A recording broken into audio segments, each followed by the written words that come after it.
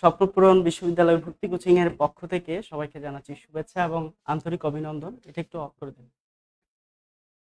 তো আমাদের পূর্ব ঘোষণা অনুযায়ী আমাদের আজকে 8টার কেমিস্ট্রি লাইভ ক্লাসটি শুরু হয়ে গিয়েছে ইতিমধ্যে। তো আমি আশা করব খুব দ্রুততার সহিত তোমরা যারা এখনো আসনি সবার যাতে উপস্থিতি হয়, সর্বোচ্চ উপস্থিতি আমি কামনা করছি।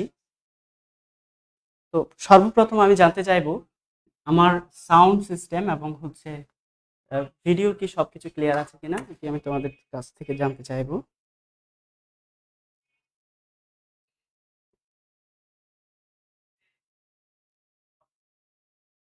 হ্যাঁ, অনেকেই তুহিন হোসেন, হ্যালো ভাইয়া। সবাই কেমন আছো, ভালো আছো? সবার কি অবস্থা? কেমন আছি আমরা সবাই। আর তোমরা যারা এসেছো, তোমরা তোমাদের এই যে লাইভটি দেখতে পাচ্ছ সেটি খুব দ্রুত শেয়ার করে দাও, যাতে করে সকলেই মিলে আমরা সর্বোচ্চ উপস্থিতির মাধ্যমে অনেকেই মিলে যাতে ক্লাসটি করতে পারি। এই সুযোগটি তোমরা অন্যদেরকে করে দাও, তোমাদের বন্ধুদেরকে মেনশন করে দাও আর শেয়ার করে দাও, তাহলে হচ্ছে আমরা অনুপ্রাণিত হব ক্লাসটি নেওয়ার জন্য। তো আমি অপেক্ষা করছি আরো কিছুক্ষণ, যাতে করে সবাই আসতে পারে এবং আমরা আমাদের ক্লাসটি শুরু করতে পারি। সাদিয়া সুলতানা, ওয়ালাইকুম আসসালাম। আহ, তার মানে সব ঠিকঠাক।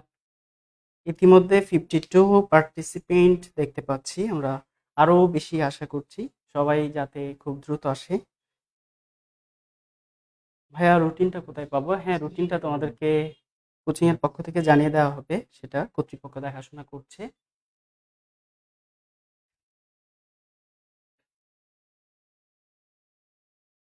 রাকিবুল হাসান স্বপ্ন, হাই।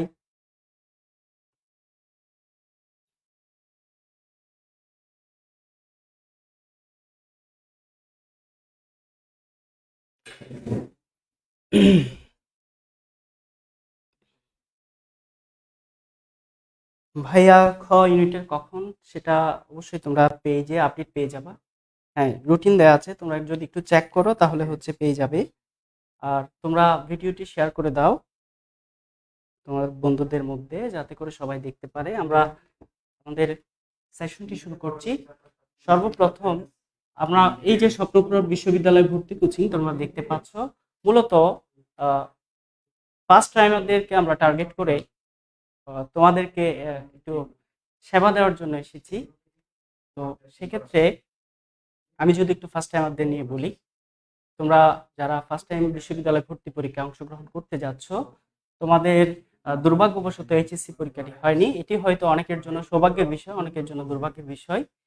তো সব মিলিয়ে আমরা সবকিছুকে পজিটিভলি দেখতে পারি। তো এইচএসসি পরীক্ষা না হলেও এইচএসসি পরীক্ষার রেজাল্টটা কিভাবে হবে সে বিষয়ে আমাদেরকে শিক্ষা মন্ত্রণালয় থেকে একটি ঘোষণা দেওয়া হয়েছে যে জেএসসি এবং এসএসসির রেজাল্টের উপর ভিত্তি করে আমাদের এইচএসসি রেজাল্টটি খুব শীঘ্রই পাবলিশ করা হবে। তো অনেকদিন ধরে আসলে সবাই টেনশনে ছিল যে আসলে কিভাবে রেজাল্ট হবে, কিভাবে ভর্তি পরীক্ষা হবে। ইতিমধ্যে ঢাকা বিশ্ববিদ্যালয় সহ বেশ কয়েকটি বিশ্ববিদ্যালয় তাদের বিশ্ববিদ্যালয় ভর্তি পরীক্ষা কিভাবে হবে তা বিষয়ে প্রাথমিক কিছু কথা আমাদেরকে জানিয়েছেন। বিশেষ করে আমি যদি আমাদের ফার্স্ট টাইমারদের স্বপ্ন সবার ঢাকা বিশ্ববিদ্যালয়ের কথা বলি, তাহলে বিগত বছরগুলোর সাথে কিন্তু ঢাকা বিশ্ববিদ্যালয়ের বিগত বছরগুলো বিগত বছরগুলোর সাথে যদি আমরা একটু কম্পেয়ার করি, তাহলে গত বছর এবং এবছরে তাদের প্রশ্ন পদ্ধতিতে ব্যাপক একটি পরিবর্তন এসেছে। পরিবর্তনটা যদি বলি, ঠিক 2 বছর আগে যখন ঢাকা বিশ্ববিদ্যালয়ে ভর্তি পরীক্ষা হতো তখন 200 নাম্বারের পরীক্ষা হতো, যার মধ্যে তোমার 80 মার্কস ছিল জিপিএ এবং হচ্ছে 120 মার্কসের তারা এমসিকিউ পরীক্ষার মাধ্যমে মূল্যায়ন পদ্ধতিটি সম্পন্ন করত। কিন্তু গত বছর ঢাকা বিশ্ববিদ্যালয় সহ আরো বেশ কয়েকটি বিশ্ববিদ্যালয় তাদের ভর্তি পরীক্ষায় এমসিকিউর পাশাপাশি রিটেন সংযোজন করেছে। আমি যদি ঢাকা বিশ্ববিদ্যালয়ের কথা বলি, তাহলে গত বছরের প্যাটার্নটা ছিল 200 মার্কসের মধ্যে 80 ছিল জিপিএ থেকে, এবং 120 মার্কস ছিল হচ্ছে তোমার পরীক্ষা। যে 120 মার্কসের মধ্যে এমসিকিউ পার্টে ছিল হচ্ছে তোমার 75, এবং সিকিউ সিকিউ বা যেটাকে আমরা রিটেন বলি, সিকিউ না বলে যদি স্পেশালি এটাকে রিটেন বলি, রিটেন পার্টে মার্কস ছিল 45। তো করোনার কারণে আসলে এই সব সিস্টেমটা একটু গোলমাল হয়ে যায়। গোলমাল হয়ে যাওয়ার কারণে এবছর আমাদেরকে ঢাকা বিশ্ববিদ্যালয় 1 বছরের মাথায় কিন্তু তারা আমাদেরকে আরো একটি পরিবর্তন দেখিয়েছে। তারা প্রাথমিকভাবে আমাদেরকে জানিয়েছেন, ঢাকা বিশ্ববিদ্যালয় প্রশাসন, সেটি হচ্ছে আমাদের টোটাল 100 মার্কসের পরীক্ষা থাকবে, মূল্যায়ন পরীক্ষা, যার মধ্যে 20 মার্কস আসবে জিপিএ থেকে, এসএসসি এবং এইচএসসি, আর 80 মার্কসের হচ্ছে পরীক্ষা হবে। 80 মার্কসের মধ্যে 50 হচ্ছে আমাদের রিটেন পার্ট, 50 হচ্ছে রিটেন, এবং 30 হচ্ছে এমসিকিউ। এবার আমরা 4টা সাবজেক্টের জন্য এগুলো যদি একটু হিসাব করি, তাহলে দেখা যায় রিটেন পার্ট, প্রতিটি সাবজেক্ট থেকে আমাদের রিটেনের জন্য যে মার্কসটি গিয়ে দাঁড়ায় সেটি হচ্ছে 12.5, এবং এমসিকিউ হচ্ছে অ্যাভারেজে এই 7 থেকে 8, অ্যাভারেজে 7 থেকে 8 এই মার্কসটি গিয়ে দাঁড়ায়। তো বোঝাই যাচ্ছে খুবই সংক্ষিপ্ত আকারে পরীক্ষাটি হতে যাবে। আমরা আদৌ জানি না কখন বিশ্ববিদ্যালয় ভর্তি পরীক্ষাটি হতে পারে। তো যাই হোক, বিশ্ববিদ্যালয় ভর্তি পরীক্ষা যখনই হোক আমাদের প্রস্তুত থাকতে হবে, সদা প্রস্তুত থাকতে হবে। তবে এতটুকু অন্তত ক্লিয়ার যে 2020 সালে, অর্থাৎ 20-এ ভরা 20 সালে কিন্তু ভর্তি পরীক্ষা হচ্ছে না। দ্যাট ইজ আগামী বছর এই 2021 সালে ভর্তি পরীক্ষাগুলো সংগঠিত হতে পারে। তো পূর্ব ঘোষণা ছিল আজকে স্বপ্নপূরণ বিশ্ববিদ্যালয় ভর্তি কোচিংয়ে কেমিস্ট্রি ক্লাস হবে। আমি তোমাদের সাথে আছি, তোমাদেরই বন্ধু, আমার নাম আরিফ। তোমাদের কেমিস্ট্রি পার্টটা প্রাথমিকভাবে আমি দেখাশোনা করব। তো আমি মূলত আজকে প্রথম দিন তোমাদের সাথে গল্প করতে এসেছি। তো গল্পের ফাঁকে ফাঁকে আমরা কিছু পড়াশোনাও করতে পারি। তো একেবারে শুরুর যে অধ্যায়টি, অর্থাৎ গুণগত রসায়ন, চ্যাপ্টারটি আমাকে কোচিং এর পক্ষ থেকে বলা হয়েছে চ্যাপ্টারটির উপর যাতে আমি কিছু কথা বলি। তো এই গুণগত রসায়ন চ্যাপ্টারটি আমরা যদি একটু টপিক ওয়াইজ ভাগ করি, এখানে অনেকগুলো টপিক চলে আসে। সর্বপ্রথম আমরা এখানে পাই হচ্ছে পরমাণুর গঠন, তারপর আমরা দেখতে পাই কয়েকটি পরমাণুর মডেল, এরপর হচ্ছে কোয়ান্টাম সংখ্যা, তারপর ইলেকট্রন বিন্যাস, এবং ইলেকট্রন বিন্যাসের কিছু নীতি, আফবাও নীতি, হুন্ডের নীতি, পলির বর্জন নীতি, তারপর হচ্ছে আমরা তড়িৎ চুম্বকীয় বর্ণালীর একটা বিশাল অংশ দেখতে পাই। তারপর হচ্ছে আমাদের কাছে আসে তোমার আয়নিক যৌগের দ্রাব্যতা গুণফল এবং দ্রাব্যতা নীতি। এরপর আমরা পাই হচ্ছে আয়ন শনাক্তকরণ, এবং সর্বশেষ আরো কিছু অ্যাক্সেসরিজ টপিক, যেখানে আমরা দেখি হচ্ছে জৈব যৌগের বিশোধন প্রণালী কিংবা পৃথকীকরণ যে পদ্ধতিগুলো আছে, সব মিলিয়ে হচ্ছে আমাদের এই চ্যাপ্টারটি। তো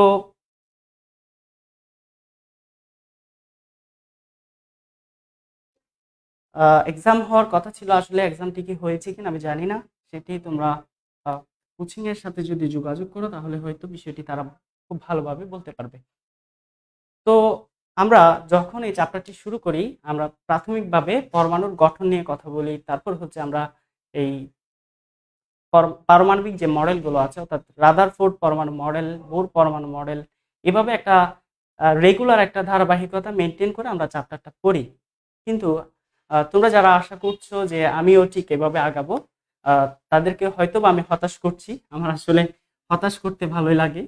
তো আমার ইচ্ছাটা ছিল আমি একটু পেছন দিক থেকে আসবো, কারণ সব সময় শুরুর দিকের যে অংশগুলো থাকে সেগুলোর দিকে আমাদের একটু মনোযোগ বেশি থাকে, যার ফলে দেখা যায় কি বইয়ের প্রত্যেকটা চ্যাপ্টারের প্রথম দিকের অংশগুলো বেশিরভাগ শিক্ষার্থীরা খুব ভালোভাবে জানে। কারণ আমরা যখন প্রতিবারই চ্যাপ্টারটি পড়তে যাই, খুলে প্রথম পেজ থেকে পড়া শুরু করি, ফলে দেখা যায় কি পেছনের যে অংশগুলো আছে সেগুলো অনেকটা ইগনোর হয়ে যায়, এবং যেটা আমাদের পরবর্তীতে নিয়ন্ত্রণের বাইরে চলে যায়। তো সেক্ষেত্রে একেবারে শেষের দিকের যে অংশগুলো আছে সেগুলোকে আমি একটু ফোকাসে রাখি। শেষের দিকের অংশগুলো যদি আমি একটু লিখি, তাহলে আমরা পাই হচ্ছে একটু আমাদের যেটা কঠিন লাগে, যদিও বা খুবই সহজ একটা বিষয়, সেটি হচ্ছে আয়ন শনাক্তকরণ। আয়ন শনাক্তকরণ আমি যদি একটু পেছন থেকে লিস্ট করি, আমরা প্রথমে পাই হচ্ছে আয়ন শনাক্তকরণ, তারপর আমরা একটি ক্রিটিক্যাল টপিক পাই, সেটি হচ্ছে দ্রাব্যতা দ্রাব্যতা গুণফল এবং হচ্ছে কিছু দ্রাব্যতা নীতি। এরপর যদি আমি আরেকটু এগিয়ে আসি, আমাদের যেই টপিকগুলোতে সমস্যা হয় তার মধ্যে আরেকটি টপিক হচ্ছে বোর পরমাণু মডেল এবং হচ্ছে হাইড্রোজেন পরমাণুর বর্ণালী।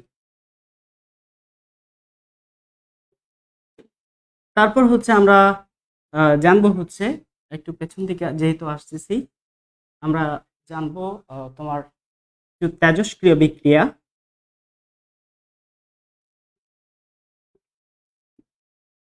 বা এটাকে আমরা তেজস্ক্রিয় বিক্রিয়া না বলে একটু সহজ করে যদি বলি আমরা বলবো নিউক্লিয় বিক্রিয়া। এবং সর্বশেষ যেখান থেকে বেশি প্রশ্ন হয় সেই টপিকটি আমরা এখানে নিয়ে আসবো নীতিসমূহ এবং হচ্ছে আমাদের কোয়ান্টাম সংখ্যা।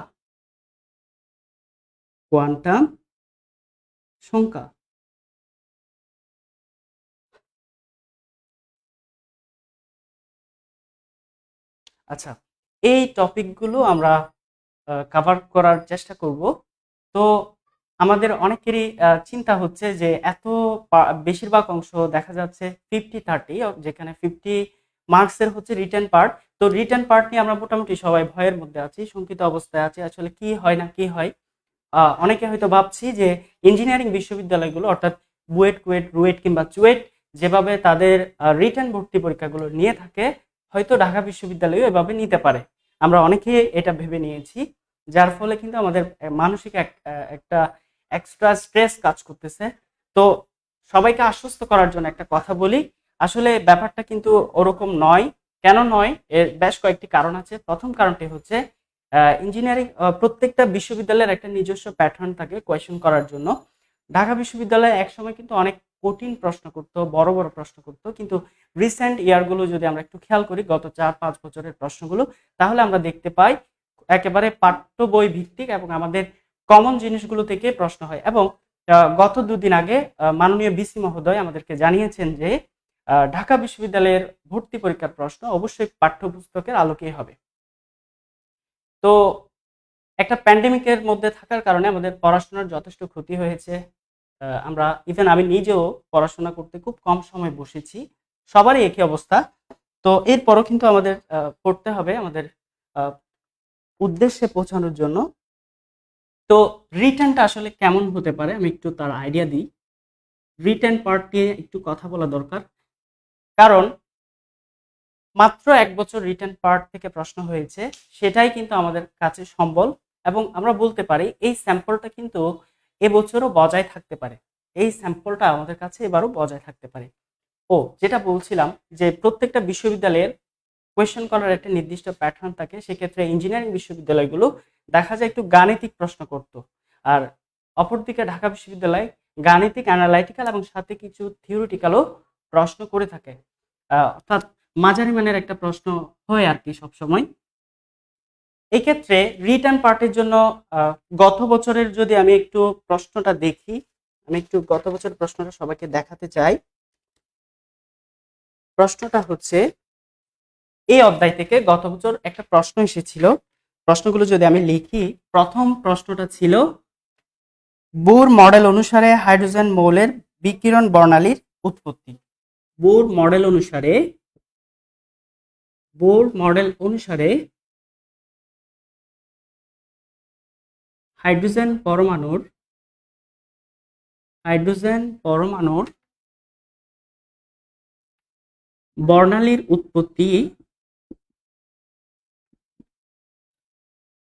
উৎপত্তি চিত্রের মাধ্যমে দেখাও।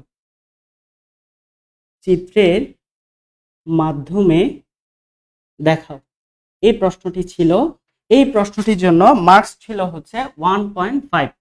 ঢাকা বিশ্ববিদ্যালয়ের প্রত্যেকটি এমসিকিউর জন্য মার্কস থাকে হচ্ছে 1.5, আর রিটেন পার্টে এই প্রশ্নটির জন্য ছিল 1.5 মার্কস।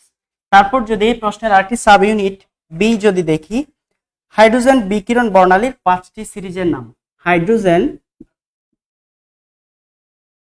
বিকিরণ বর্ণালীর 5টি সিরিজের নাম লিখো।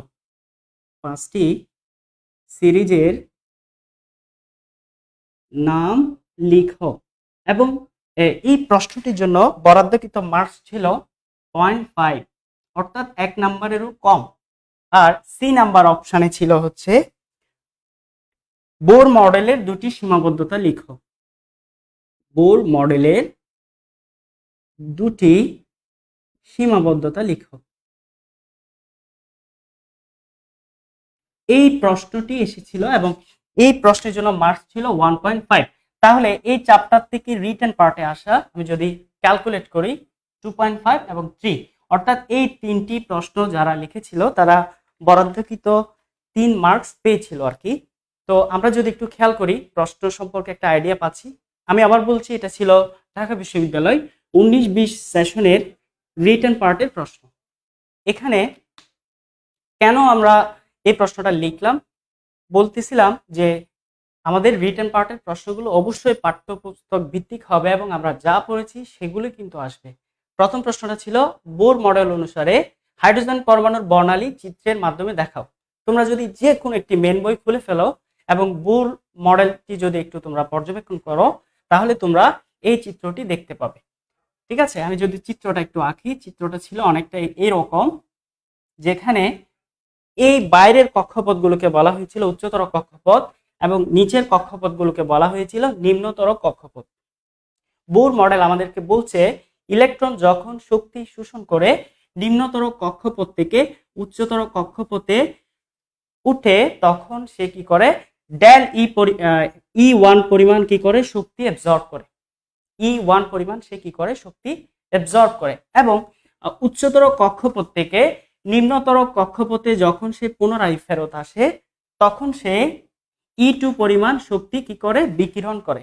তাহলে শক্তির শোষণ এবং শক্তির বিকিরণ আমরা যদি দুটোকে একটি ক্যাটাগরিতে চিন্তা করি তাহলে এই দুটি শক্তির পার্থক্যকে আমরা প্রকাশ করতে পারি ডেল ই দিয়ে। এটি বোর মডেল থেকে আমরা বিষয়টি বলতে পারি, কারণ বোর মডেলে কিন্তু শক্তির বিকিরণ এবং শোষণ সম্পর্কিত একটি মতবাদ ছিল। ঠিক আছে, তাহলে খুব সহজ করে কিন্তু এখান থেকে বলা যায়। সেকেন্ড যে প্রশ্নটি ছিল হাইড্রোজেন বিকিরণ 5টি সিরিজের নাম লিখো। হাইড্রোজেনের বিকিরণের 5টি সিরিজের নাম আমরা মোটামুটি সবাই জানি। যদি 1 নাম্বার কক্ষপথে আসে এই বিকিরণটি তাহলে আমরা বলি লাইমেন সিরিজ, 2 হলে আমরা বলি বামার, প্যাস্টেন, ব্র্যাকেট এবং সর্বশেষ হচ্ছে ফোন সিরিজ। এই 5টি সিরিজের নাম জানি না এমন আশা করি এখানে কেউ নেই। তার মানে যারা এই প্রশ্নটি এখনো একবারের জন্য দেখোনি আজকের আগে, তারা কিন্তু এই প্রশ্ন সবকটির উত্তর আমরা নিশ্চয়ই জানি। তারপর ছিল বোর মডেলের 2টি সীমাবদ্ধতা লেখো। তোমরা যদি যে কেউ রিটেন পার্টটা যদি একটু দেখো ঢাকা বিশ্ববিদ্যালয়ের তাহলে দেখতে পাবা অনেক বড় ম্যাথমেটিক্যাল প্রবলেম যেটা সলভ করার জন্য ক্যালকুলেটরের প্রয়োজন আছে, কিংবা অনেক কঠিন থিওরি অথবা সিলেবাসের বাইরে একটা প্রশ্ন কিন্তু হয়নি। সবকিছু আমাদের নিয়ন্ত্রণের মধ্যে ছিল। এই কথাগুলো বলতেছি তোমাদেরকে আশ্বস্ত করার জন্য, যাতে 50 মার্কসের রিটেন হাই কি করব, কারণ হচ্ছে আমাদের কাছে এমসিকিউর জন্য সলভ করার যদি চাই আমরা, সেক্ষেত্রে প্রিভিয়াস ইয়ারের আমাদের কাছে বিপুল সংখ্যক প্রশ্ন আছে, কিন্তু রিটেন পার্টের জন্য আমাদের হাতে তেমন কোনো প্রশ্ন নেই। তো আমি যে সাজেশনটা একটা আইডিয়া তোমাদের সাথে শেয়ার করতে পারি সেটি হচ্ছে এই প্রশ্নগুলো নিয়ে কিছু ঘাটাঘাটির পর আমি একটা কনসেপ্ট পেলাম, সেটা আমি তোমাদেরকে বলি। কনসেপ্টটা হচ্ছে তোমাদের সবাই যারা কেমিস্ট্রি বইটি পড়ো তারা নিশ্চয় হাজারি স্যারের বইটি পড়ো। হাজারি স্যারের বইটি যদি তোমরা একটু খুলো তাহলে খেয়াল করবা চ্যাপ্টারের শেষের দিকে কিছু জ্ঞানমূলক এবং কিছু অনুধাবনমূলক প্রশ্ন দেয়া আছে। ওই জ্ঞানমূলক এবং অনুধাবনমূলক প্রশ্নগুলো যদি তোমরা দেখো তাহলে এই সবকটি প্রশ্ন কিন্তু তোমরা ওখানে খুব সহজেই পেয়ে যাবে। ঠিক আছে, তাহলে রিটেন পার্টের জন্য আমাদের প্রথম প্রস্তুতি কি, আমাদের এক্সট্রা কোনো বইয়ের প্রয়োজন নেই আমি মনে করি। তারপর হচ্ছে যদি আমরা চাই আমাদের মেন বইটি আমরা প্রথমে একবার খুব ভালোভাবে আমরা বেসিকটা ক্লিয়ার করে রিডিংটা দিয়ে দিব। এরপর চ্যাপ্টারের শেষে যে ক এবং খ জ্ঞানমূলক এবং অনুধাবনমূলক হেডলাইনে প্রশ্নগুলো আছে সেই প্রশ্নগুলো আমরা বুঝে বুঝে সুন্দর করে আমরা লিখতে চেষ্টা করব। আর লেখার ক্ষেত্রে আরেকটি কথা বলি, সব সময় লিখিত পরীক্ষাগুলোতে হাতের লেখার কিন্তু একটা গুরুত্ব থাকে। আমরা যখন লিখবো আমরা চেষ্টা করব আমাদের লেখা যে সুন্দর হতে হবে এমন কিছু নয়, তবে আমাদের লেখাগুলো যাতে স্পষ্ট হয় এবং আমাদের যাতে বানান ভুল না হয় এই বিষয়গুলো আমরা খেয়াল রাখবো। এরপর এখানের মধ্যে গুরুত্বের দিক থেকে যদি আমি বিবেচনা করি তাহলে আমরা বলবো বিগত বছরের যে বাংলাদেশে কয়েকটি বোর্ড আছে 7 কিংবা 8টি বোর্ডের বিগত বছরের ক এবং খ অর্থাৎ জ্ঞান এবং অনুধাবনমূলক প্রশ্নগুলো আমরা খুব ধারাবাহিকভাবে সলভ করে ফেলবো। যেহেতু এবছর টেস্ট পেপার আমরা অনেকে কালেক্ট করিনি, কারণ হচ্ছে আমাদের এইচএসসি পরীক্ষাটি আটকে গিয়েছে, সেক্ষেত্রে আমার সাজেশন হচ্ছে তোমরা যারা টেস্ট পেপার কালেক্ট করনি তোমাদের সিনিয়র ভাই বোনদের কাছ থেকে হোক বা লাইব্রেরি থেকে একটি পুরাতন টেস্ট পেপার অবশ্যই তোমরা কালেক্ট করবে এবং কালেক্ট করে ক এবং খ প্রশ্নগুলো নিজে নিজে প্র্যাকটিস করার ট্রাই করবে। আর এর বাইরে এমসিকিউ প্রিপারেশন আমরা রেগুলার যে প্রিপারেশন নিতাম সেটাই আমরা নিব, ঠিক আছে? আচ্ছা, তাহলে আমরা অনেক কথা বললাম, সবকিছু জানি, আসলে এসব জ্ঞানমূলক কথা কিন্তু আমাদের পরীক্ষার হলে তেমন একটা কাজে আসে না, তবে ডিরেকশন দরকার। আমরা টপিক দিয়ে শুরু করি। আজকে আমরা প্রথম যে টপিকটি নিয়ে কথা বলবো সেটি হচ্ছে আয়ন শনাক্তকরণ।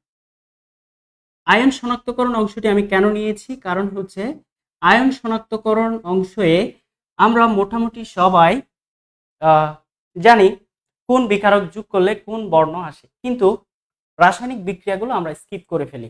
ইভেন আমরা যখন পরীক্ষা দিই, তোমরা তো এই বছর ইন্টারমিডিয়েট পরীক্ষা দাওনি, তবে কলেজের ইন্টারনাল পরীক্ষাগুলোতে হয়তো তোমরা শুনেছো যে ইন্টারমিডিয়েট পরীক্ষায় প্র্যাকটিক্যালে বা ব্যবহারিক পরীক্ষায় প্র্যাকটিক্যালগুলো দেখে লেখার একটি সুযোগ থাকে, যার কারণে আয়ন শনাক্তকরণ অংশটি আমরা কিন্তু প্র্যাকটিক্যালের জন্যই পড়ি।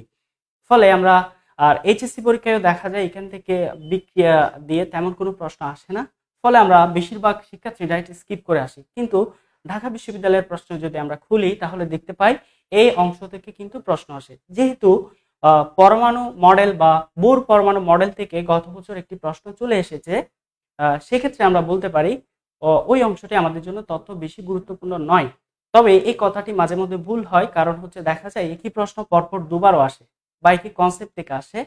সেক্ষেত্রে আমরা এই পেছনের দিকে যে টপিকগুলো আছে সেগুলোকে একটু বেশি গুরুত্ব দিব, কারণ এই অংশগুলো থেকে খুব সহজে রিটেন প্রশ্ন করা যায়। যেমন আমরা জানি আমাদের কাছে আমাদের সিলেবাসের অন্তর্ভুক্ত টোটাল 8টি ক্যাটায়ন রয়েছে এবং 3-4টি আমাদের কাছে অ্যানায়ন আছে। এই ক্যাটায়ন কিংবা অ্যানায়নগুলোর শনাক্তকারী পরীক্ষাটি সরাসরি আমাদের কাছে জানতে চাইতে পারে। ধরো তোমাকে বলা হলো দ্রবণে কপার 2+ আয়ন তুমি কিভাবে শনাক্ত করবে, বা ধরো তোমাদেরকে বলা হলো ক্যালসিয়াম 2+ আয়ন তুমি কিভাবে শনাক্ত করবে, বিক্রিয়া সহ লিখো। 2 নম্বরের জন্য এই প্রশ্নটি কিন্তু আমাদের রিটেন পার্টে আসতে পারে। তো আমরা যদি রিটেন পার্টের প্রিপারেশনটা নিই আমাদের এমসিকিউটা হয়ে যায়, এমসিকিউ প্রিপারেশন নিলে আমাদের রিটেন পার্টটিও হয়ে যায়। তো আমরা প্রস্তুতি নেওয়ার ক্ষেত্রে আমরা আগে যে কাজটা করতাম এমসিকিউ পড়তাম, অপশনগুলো মুখস্থ করতাম, এই কাজটি আমরা করব না। আমরা চেষ্টা করব সবটুকু যাতে আমরা আত্মস্থ করতে পারি, ঠিক আছে? এবং কোনোভাবেই কিন্তু মুখস্থ করা যাবে না। আচ্ছা, অনেকেই কমেন্ট করছো অন্যান্য গ্রুপ থেকে যারা এসেছো, তারা আপডেটগুলো খুব শীঘ্রই তোমাদের গ্রুপে পেয়ে যাবা। হয়তোবা ইতিমধ্যে অনেকগুলো আপডেট দেয়া হয়েছে, তোমাদের হয়তো মিস হয়েছে। আচ্ছা, সর্বপ্রথম আয়ন শনাক্তকরণকে আমি 3টি টাইপে বিভক্ত করেছি। একটি হচ্ছে টাইপ 1, একটি টাইপ 2 এবং হচ্ছে টাইপ 3। আমরা আয়ন শনাক্তকরণ অংশটিকে যেভাবে কঠিন ভাবি সেটি আসলে ততটা কঠিন নয়। একটু যদি আমরা টেকনিক্যালি অ্যাপ্লাই করি এবং যদি আমরা একটা সিকোয়েন্স মেনটেন করি খুব সহজে কিন্তু আয়ন শনাক্তকরণটি করতে পারি। আয়ন শনাক্তকরণের জন্য আমাদের কাছে 2টি উপায় আছে, বিশেষ করে ক্যাটায়ন শনাক্তকরণের জন্য। উপায়গুলো যদি আমি বলি, একটি হচ্ছে শুষ্ক পরীক্ষা, আরেকটি হচ্ছে আর্দ্র পরীক্ষা বা সিক্ত পরীক্ষা। শুষ্ক পরীক্ষায় ক্যাটায়ন শনাক্তকরণের জন্য আমরা প্লেন টেস্ট ব্যবহার করি, বা তোমরা যেটিকে বলো শিকা পরীক্ষা। শিকা পরীক্ষা আমরা কি করতাম, আমাদের যে স্যাম্পলটি দেওয়া ছিল ওই স্যাম্পলটিকে আমরা প্রথমে একটু কনসেন্ট্রেট সালফিউরিক অ্যাসিডে চুবিয়ে নিতাম, ঠিক আছে? একটু কয়েক ফোঁটা কনসেন্ট্রেট সালফিউরিক অ্যাসিড 2 থেকে 3 ফোঁটা ওই সল্টের মধ্যে আমরা ফেলতাম। তারপর ওই সল্টের কিছু অংশ কি করতাম, আমরা একটি গ্লাস টিউব বা একটি গ্লাস আমি একটু ভুল বলেছি, একটি গ্লাস রড কিংবা হচ্ছে একটি তার, প্লাটিনাম তার, যদিও বা প্লাটিনাম তার কিন্তু খুব দামি, সেক্ষেত্রে আমাদের ল্যাবরেটরিতে গ্লাস রড দিয়ে কাজগুলো করতে হয়। আমরা গ্লাস রডের একেবারে মাথায় এই স্যাম্পলটি লাগিয়ে রাখতাম। তারপর কি করতাম, আমরা ফ্লেমের মধ্যে ধরতাম, ঠিক আছে, জারণ শিখার মধ্যে আমরা ধরতাম। তারপর কি হতো, দেখা যেত এখান থেকে আমরা বৈশিষ্ট্যপূর্ণ বর্ণ পেতাম। বৈশিষ্ট্যপূর্ণ বর্ণ, এই বৈশিষ্ট্যপূর্ণ বর্ণ দেখে আমরা আমাদের কাছে থাকা বর্ণ তালিকার সাথে মিলিয়ে নিতাম। যেমন তোমরা জানো, পটাশিয়াম শিক্ষা পরীক্ষায় বেগুনি বর্ণ প্রদান করে, ঠিক আছে। ক্যালসিয়াম শিক্ষা পরীক্ষায় ইটের ন্যায় লাল বর্ণ প্রদর্শন করে, ইটের ন্যায় লাল বর্ণ প্রদর্শন করে, ঠিক আছে। কিংবা সোডিয়াম আয়নের কথা যদি আমরা বলি, সোডিয়াম সোনালী হলুদ বর্ণ প্রদর্শন করে। এই বর্ণগুলো দেখে আমরা ডিসাইড করতে পারতাম যে আমাদের কাছে আসলে কোন আয়নটি স্যাম্পলে উপস্থিত ছিল। যাই হোক, শিক্ষা পরীক্ষা আমরা মোটামুটি সবাই জানি, এটি নিয়ে বেশি কিছু বলতে হবে না। তবে এখান থেকে কোন ধরনের প্রশ্ন হয় আমি বলি। তোমাকে প্রশ্ন করা হবে, শিক্ষা পরীক্ষায় সোডিয়াম আয়ন কোন ধরনের বর্ণ প্রদর্শন করে, পটাশিয়াম আয়ন কোন ধরনের বর্ণ প্রদর্শন করে। এই ক্ষেত্রে আমাদের সিলেবাসে যে 8 বা 9টি ক্যাটায়ন আছে, ওই 8 বা 9টি ক্যাটায়নের প্রত্যেকটির শিক্ষা পরীক্ষার বর্ণ আমরা জেনে নিব, ঠিক আছে। এখান থেকে আরেকটি কথা বলতে হয়, সেটি হচ্ছে এস ব্লকভুক্ত মৌলগুলোর মধ্যে, সক্রিয় ধাতুগুলোর মধ্যে বেরিলিয়াম এবং ম্যাগনেসিয়াম শিক্ষা পরীক্ষায় কোনো বর্ণ প্রদর্শন করে না। বেরিলিয়াম এবং ম্যাগনেসিয়াম শিক্ষা পরীক্ষায় কোনো বর্ণ প্রদর্শন করে না। তাহলে এই বর্ণ তালিকাটা আমাদের জানা থাকতে হবে এবং এখান থেকে কিন্তু গুরুত্বপূর্ণ এমসিকিউ আসতে পারে। এই পর্যায়ে আমরা দেখব হচ্ছে এখান থেকে এমসিকিউ প্লাস রিটেন অংশের জন্য আমরা আমাদের আর্দ্র পরীক্ষা বা সিক্ত পরীক্ষা। আর্দ্র পরীক্ষা কিভাবে করা হতো, এটি হচ্ছে একটি টেস্ট টিউব, আমাদের কাছে একটি স্যাম্পল দেওয়া হতো। এই স্যাম্পলটি আমরা টেস্ট টিউবে নিতাম, তারপর সেখানে আমরা ডিস্টিল ওয়াটার, ঠিক আছে, পাতিত পানি আমরা যোগ করতাম। পাতিত পানি যোগ করার মাধ্যমে আমরা একটি মূল দ্রবণ প্রস্তুত করতাম। এই মূল দ্রবণ থেকে কিছু অংশ আমরা দ্বিতীয় একটি টেস্ট টিউবে নিতাম। তারপর কি করতাম, ওই টেস্ট টিউবে আমরা একটি শনাক্তকারী বিকারক যোগ করতাম। শনাক্তকারী বিকারক আমরা যোগ করতাম। শনাক্তকারী বিকারক যোগ করার ফলে কি হতো, এই মূল দ্রবণের সাথে শনাক্তকারী বিকারক বিক্রিয়া প্রদর্শন করত এবং এই বিক্রিয়া প্রদর্শনের মাধ্যমে কখনো কখনো আমরা এখানে দ্রবণ পেতাম, কখনো বা আমরা এখানে অধক্ষেপ পেতাম। এই দ্রবণ কিংবা অধক্ষেপের সুনির্দিষ্ট কিছু বর্ণ থাকতো। এই সুনির্দিষ্ট বর্ণ কিংবা এভাপোরেটেড যে গ্যাসটা থাকে, ওই গ্যাসটা থেকে আমরা খুব সহজে শনাক্ত করতে পারতাম যে আসলে এখানে কোন আয়নটি উপস্থিত ছিল। আচ্ছা, হ্যাঁ, আমি খুবই আস্তে আগাচ্ছি।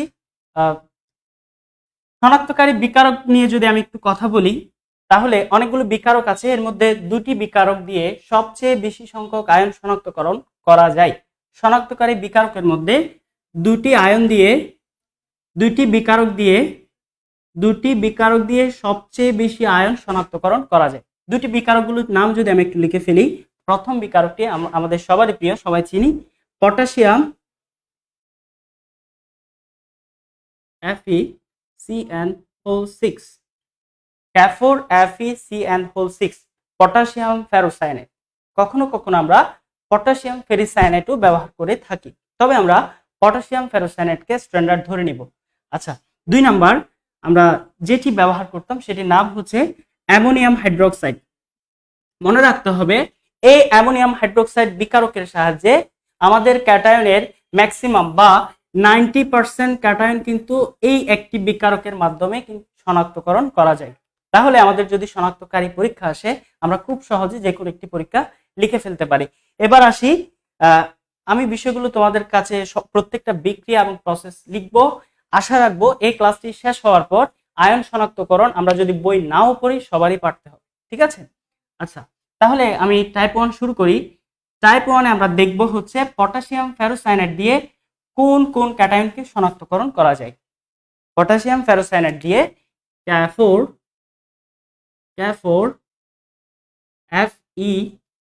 FeCN6, পটাশিয়াম ফেরোসায়ানেট দিয়ে কোন কোন আয়নগুলোকে শনাক্তকরণ করা যায়, এটি আমরা টাইপ 1-এ দেখব। মনে রাখার জন্য তোমরা কোনো একটি ছন্দ ব্যবহার করতে পারো, তবে আমি একটি ছন্দ ব্যবহার করতাম, সেটি হচ্ছে কোফা জানোয়ার। হয়তো কথাটি শুনতে খারাপ দেখাচ্ছে, কিন্তু এই খারাপ কথাটি কিন্তু আমাদের অনেক কিছু মনে রাখতে সহায়তা করবে। কুতে আমরা মনে রাখবো হচ্ছে কপার 2+ আয়ন। ফাতে আমরা মনে রাখবো হচ্ছে ফেরাস অর্থাৎ Fe2+ আয়ন, এবং হচ্ছে Fe3+ আয়ন, ফেরাস এবং ফেরিক। জানোয়ারে আমরা মনে রাখবো হচ্ছে zinc, zinc 2+ ion, zinc 2+ ion. তাহলে এই চারটি ক্যাটায়ন একটি মাত্র বিকারক অর্থাৎ পটাশিয়াম ফেরোসায়ানেট দিয়ে আমরা শনাক্তকরণ করতে পারি। আচ্ছা, তাহলে তোমরা একটু দ্রুত লেখার চেষ্টা করবে, আর যারা লিখতে পারবে না তারা একটি স্ক্রিনশট নিয়ে নিবে। তাতে করে আমি কিন্তু ক্লাসের জন্য এক্সট্রা অনেক সময় পাবো আর কি। তো আসি, এই চারটি ক্যাটায়ন আমরা কিভাবে শনাক্ত করব। প্রথমে ছিল আমাদের কাছে কু, অর্থাৎ হচ্ছে কপার 2+। কপার 2+ এর সাথে যদি আমরা কপার 2+ মূল দ্রবণের সাথে কপার 2+ মূল দ্রবণের সাথে যদি আমরা পটাশিয়াম ফেরোসায়ানেট যোগ করি, তাহলে কি হবে? তাহলে দেখো এখানে প্রোডাক্ট হিসেবে আমরা পাবো হচ্ছে কপার ফেরোসায়ানেট FeCN6। দেখো এখানে 4টি পটাশিয়াম ছিল, আমি তার বদলে 2টি কপার লিখেছি। কেন লিখেছি? কারণ পটাশিয়ামের যোজনী হচ্ছে 1, অপরদিকে কপারের যোজনী হচ্ছে 2। দ্যাট মিন্স 4টি পটাশিয়ামকে রিপ্লেস করার জন্য 2টি কপার দরকার। আর এই বিষয়টাকে আমরা বলি কপার ফেরোসায়ানেট। এবং এই কপার ফেরোসায়ানেটের আমরা পদক্ষেপের বর্ণ পাবো হচ্ছে বাদামি বর্ণ, বাদামি পদক্ষেপ, বাদামি পদক্ষেপ। প্রথম যে 4টি ক্যাটায়ন পটাশিয়াম ফেরোসায়ানেট দিয়ে শনাক্ত করা যায়, মনে রাখতে হবে এই 4টি অংশ ঢাকা বিশ্ববিদ্যালয় রিটেন পার্টের জন্য এবং সাথে সাথে এমসিকিউ পার্টের জন্য খুবই গুরুত্বপূর্ণ। তাহলে কপার 2+ শনাক্তকরণ হয়ে গেল। এই পর্যায়ে আমরা দেখব ফাতে কি ছিল? ফেরাস এবং ফেরিক। ফেরাস কিভাবে শনাক্ত করব? Fe2+ যুক্ত যে কোনো একটি সল্ট, অর্থাৎ মূল দ্রবণের সাথে যদি আমরা বিকারক হিসেবে পটাশিয়াম ফেরোসায়ানেট যোগ করি, পটাশিয়াম ফেরোসায়ানেট যোগ করি, এখানে একটি 6 দেওয়া হয়নি, বাইরে তোমরা 6টি দিয়ে ফেলবে।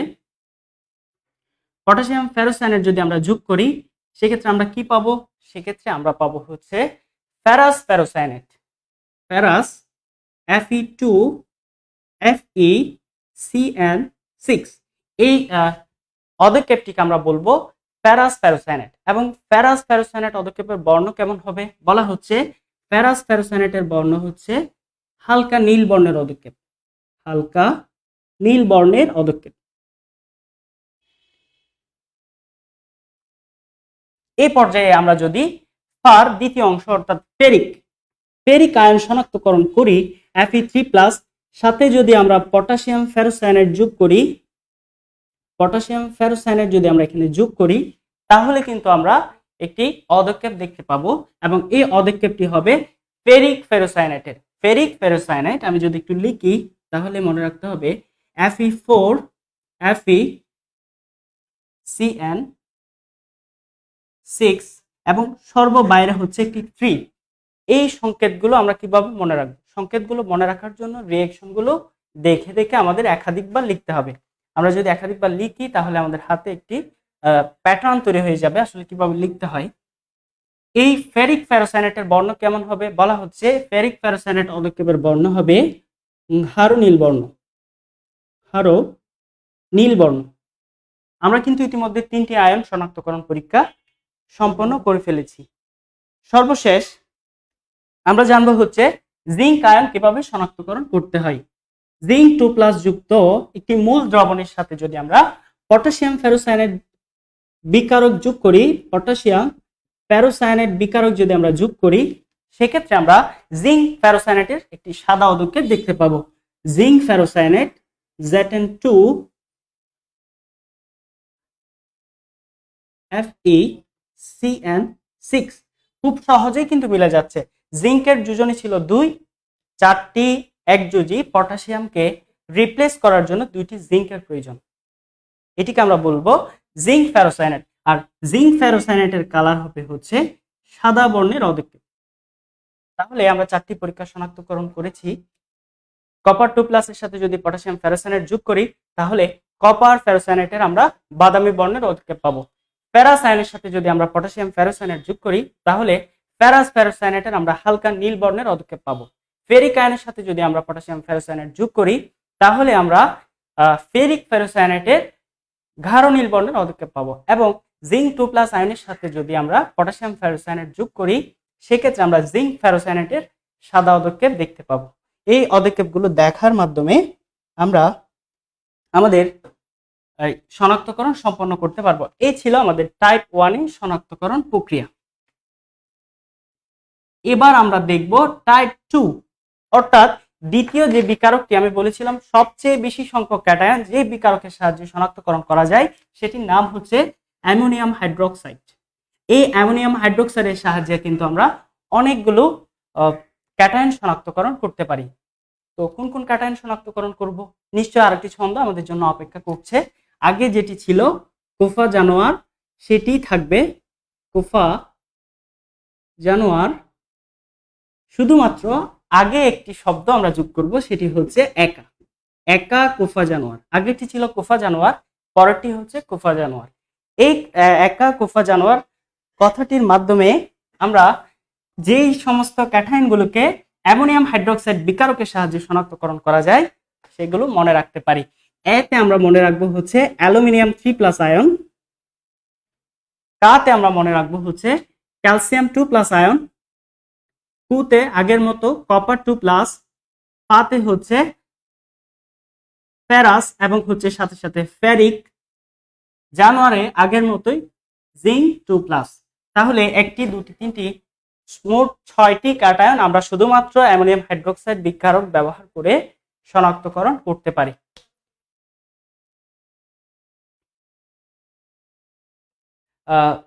ইঞ্জিনিয়ারিং প্রিপারেশন নিচ্ছ এমন কেউ যদি আমাদের লাইভটি দেখে থাকো তাহলে তোমরা দেখতে পাবে ঠিক এই প্রশ্নটি, অর্থাৎ অ্যামোনিয়াম হাইড্রোক্সাইড বিকারকের সাহায্যে 6টি ক্যাটায়ন শনাক্তকরণ করা যায়। এখান থেকে একটি প্রশ্ন এসেছিল বুয়েট ভর্তি পরীক্ষা, ঠিক গত বছর 19-20 সেশনে বুয়েট ভর্তি পরীক্ষা একটি প্রশ্ন এসেছিল অ্যামোনিয়াম হাইড্রোক্সাইডের সাহায্যে এই ক্যাটায়নগুলোর কিভাবে শনাক্তকরণ সম্পন্ন করতে হয়। যাই হোক, তাহলে আমরা দেখে ফেলি আমাদের শনাক্তকরণগুলো আসলে আমরা কিভাবে করতে পারি। প্রথমে ছিল কপার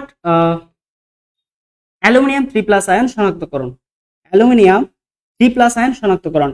অ্যালুমিনিয়াম 3 প্লাস আয়নের সাথে যদি আমরা, অর্থাৎ অ্যালুমিনিয়াম 3 প্লাস আয়নযুক্ত মূল দ্রবণের সাথে আমরা যদি অ্যামোনিয়াম হাইড্রোক্সাইড যোগ করি, অ্যামোনিয়াম হাইড্রোক্সাইড যদি আমরা যোগ করি তাহলে আমরা কি পাবো? আমরা পাবো হচ্ছে অ্যালুমিনিয়াম হাইড্রোক্সাইডের সাদা বর্ণের অধিক্ষেপ। অ্যালুমিনিয়াম হাইড্রোক্সাইডের সাদা বর্ণের অধিক্ষেপ, সাদা অধিক্ষেপ আমরা দেখতে পাবো। তাহলে প্রথম পরীক্ষাটি শনাক্তকরণ হয়ে গিয়েছে। অ্যালুমিনিয়াম 3 প্লাসের সাথে অ্যামোনিয়াম হাইড্রোক্সাইড বিকারক যোগ করা হলে অ্যালুমিনিয়াম হাইড্রোক্সাইডের সাদা বর্ণের অধিক্ষেপ দেখতে পাবো। পরের যেটি আমাদের জন্য অপেক্ষা করছে সেটি হচ্ছে calcium 2 plus ion. Calcium 2 plus আয়নের সাথে যদি আমরা অ্যামোনিয়াম হাইড্রোক্সাইড বিকারক যোগ করি, মূল দ্রবণের সাথে যদি আমরা অ্যামোনিয়াম হাইড্রোক্সাইড বিকারক যোগ করি সেক্ষেত্রে আমরা ক্যালসিয়াম হাইড্রোক্সাইডের সাদা বর্ণের অধিক্ষেপ পাবো, সাদা অধিক্ষেপ। তোমাদের প্রশ্ন হতে পারে, ভাইয়া অ্যালুমিনিয়াম আয়ন ক্যালসিয়াম আয়ন উভয়ই সাদা বর্ণের অধিক্ষেপ প্রদর্শন করছে, সেক্ষেত্রে আমাদের তো কনফিউজড হওয়ার সম্ভাবনা আছে, তাহলে আমরা কিভাবে করতে পারি? সেক্ষেত্রে বলে রাখি, ক্যালসিয়াম 2 প্লাস আয়ন শনাক্তকরণের জন্য আমাদের কাছে তৃতীয় আরেকটি পরীক্ষা আছে। এই পরীক্ষাটি আমরা টাইপ 3 দেখতে পাবো। এখন আমি কথা বলছি টাইপ 2 নিয়ে, অর্থাৎ যাদেরকে অ্যামোনিয়াম হাইড্রোক্সাইডের সাহায্যে শনাক্তকরণ করা যায়।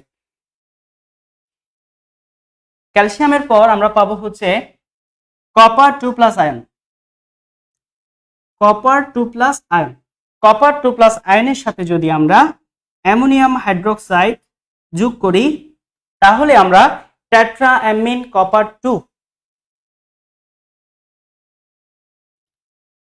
Tetra amine copper 2, tetra amine copper 2 সাথে হচ্ছে সালফেট, টেট্রাঅ্যামিন কপার 2 সালফেটের আমরা কি পাবো? প্রথমে হালকা নীল অদক্ষেপ, প্রথমে পাবো হচ্ছে হালকা নীল অদক্ষেপ, এবং এখানে যদি আমরা বেশি পরিমাণ অ্যামোনিয়াম হাইড্রোক্সাইড যোগ করি তাহলে আমরা গাঢ় নীল বর্ণের অদক্ষেপ পাবো। গাঢ় নীল বর্ণের অদক্ষেপ না, আমরা এটিকে বলবো হচ্ছে দ্রবণ পাবো। গাঢ় নীল বর্ণের দ্রবণ পাবো। আচ্ছা, নিচে কি লেখা দেখা যাচ্ছে?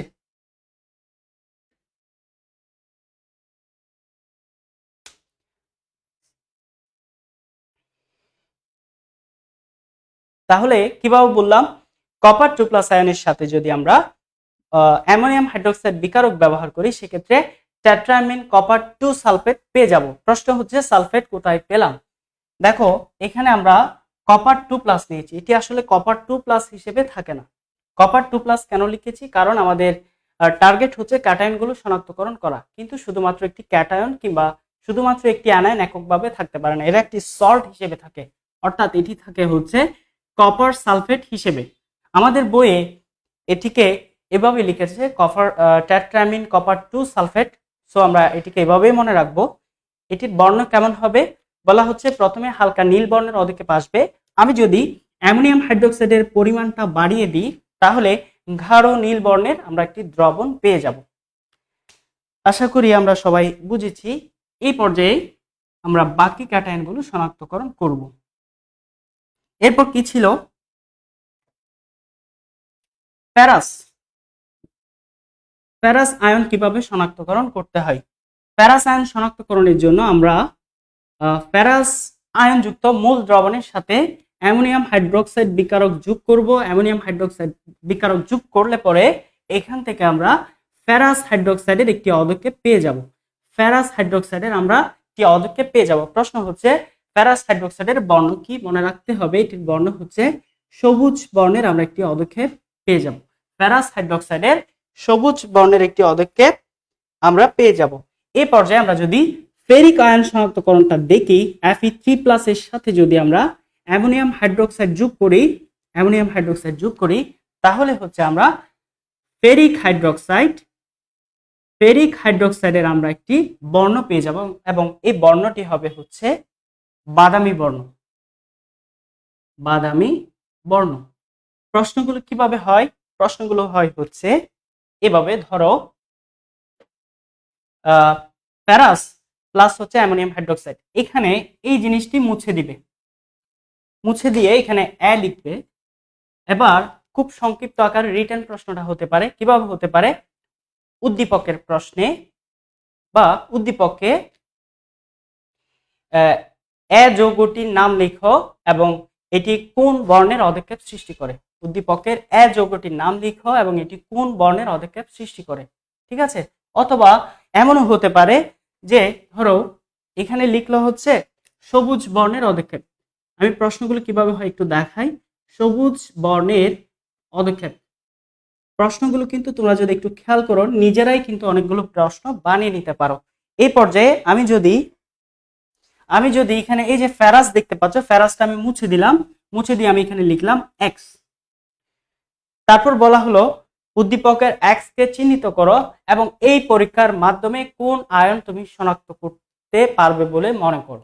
আমরা জানি ফেরাস অ্যামোনিয়াম হাইড্রোক্সাইডের সাথে বিক্রিয়া করে ফেরাস হাইড্রোক্সাইডের সবুজ বর্ণের অদক্ষেপ প্রদর্শন করে। তাহলে রিটেন প্রশ্নের কনসেপ্টটা আমাদের কাছে মোটামুটি ক্লিয়ার।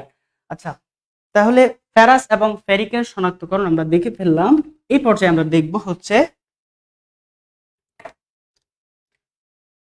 জিঙ্ক কিভাবে শনাক্তকরণ করতে হয়। জিঙ্ক 2+ এর সাথে যদি আমরা অ্যামোনিয়াম হাইড্রোক্সাইডের বিক্রিয়া দিই সেক্ষেত্রে আমরা সোডিয়াম জিঙ্কেটের সাদা বর্ণের অদক্ষেপ দেখতে পাবো। সোডিয়াম জিঙ্কেট এর সাদা বর্ণের অদক্ষেপ দেখতে পাবো। ঠিক আছে?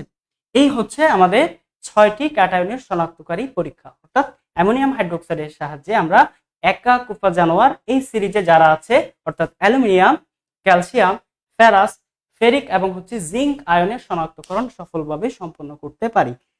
আচ্ছা, এখন প্রশ্ন হচ্ছে ক্যালসিয়াম আয়নের বর্ণ হচ্ছে শনাক্তকারী যে পদক্ষেপ সেই পদক্ষেপের বর্ণ হচ্ছে সাদা, অ্যালুমিনিয়ামের জন্য সাদা। তারপর হচ্ছে আমি যদি একটু খেয়াল করি সোডিয়াম আয়ন যে শনাক্তকরণ, সোডিয়াম আয়ন শনাক্তকরণের ক্ষেত্রেও কিন্তু একটু সমস্যা হয়। তো যে আয়নগুলোতে অর্থাৎ একাধিক পরীক্ষা করার পরও একই রকমের রেজাল্ট আসে তাদের মধ্যে যাতে কনফিউশন না হয় সেজন্য আমরা স্পেশাল রিয়েজেন্ট ব্যবহার করে কিছু শনাক্তকরণ করব। স্পেশাল রিয়েজেন্ট, তাহলে টাইপ 3 তে আমরা দেখব হচ্ছে স্পেশাল রিয়েজেন্ট বা স্পেশাল বিকারক। স্পেশাল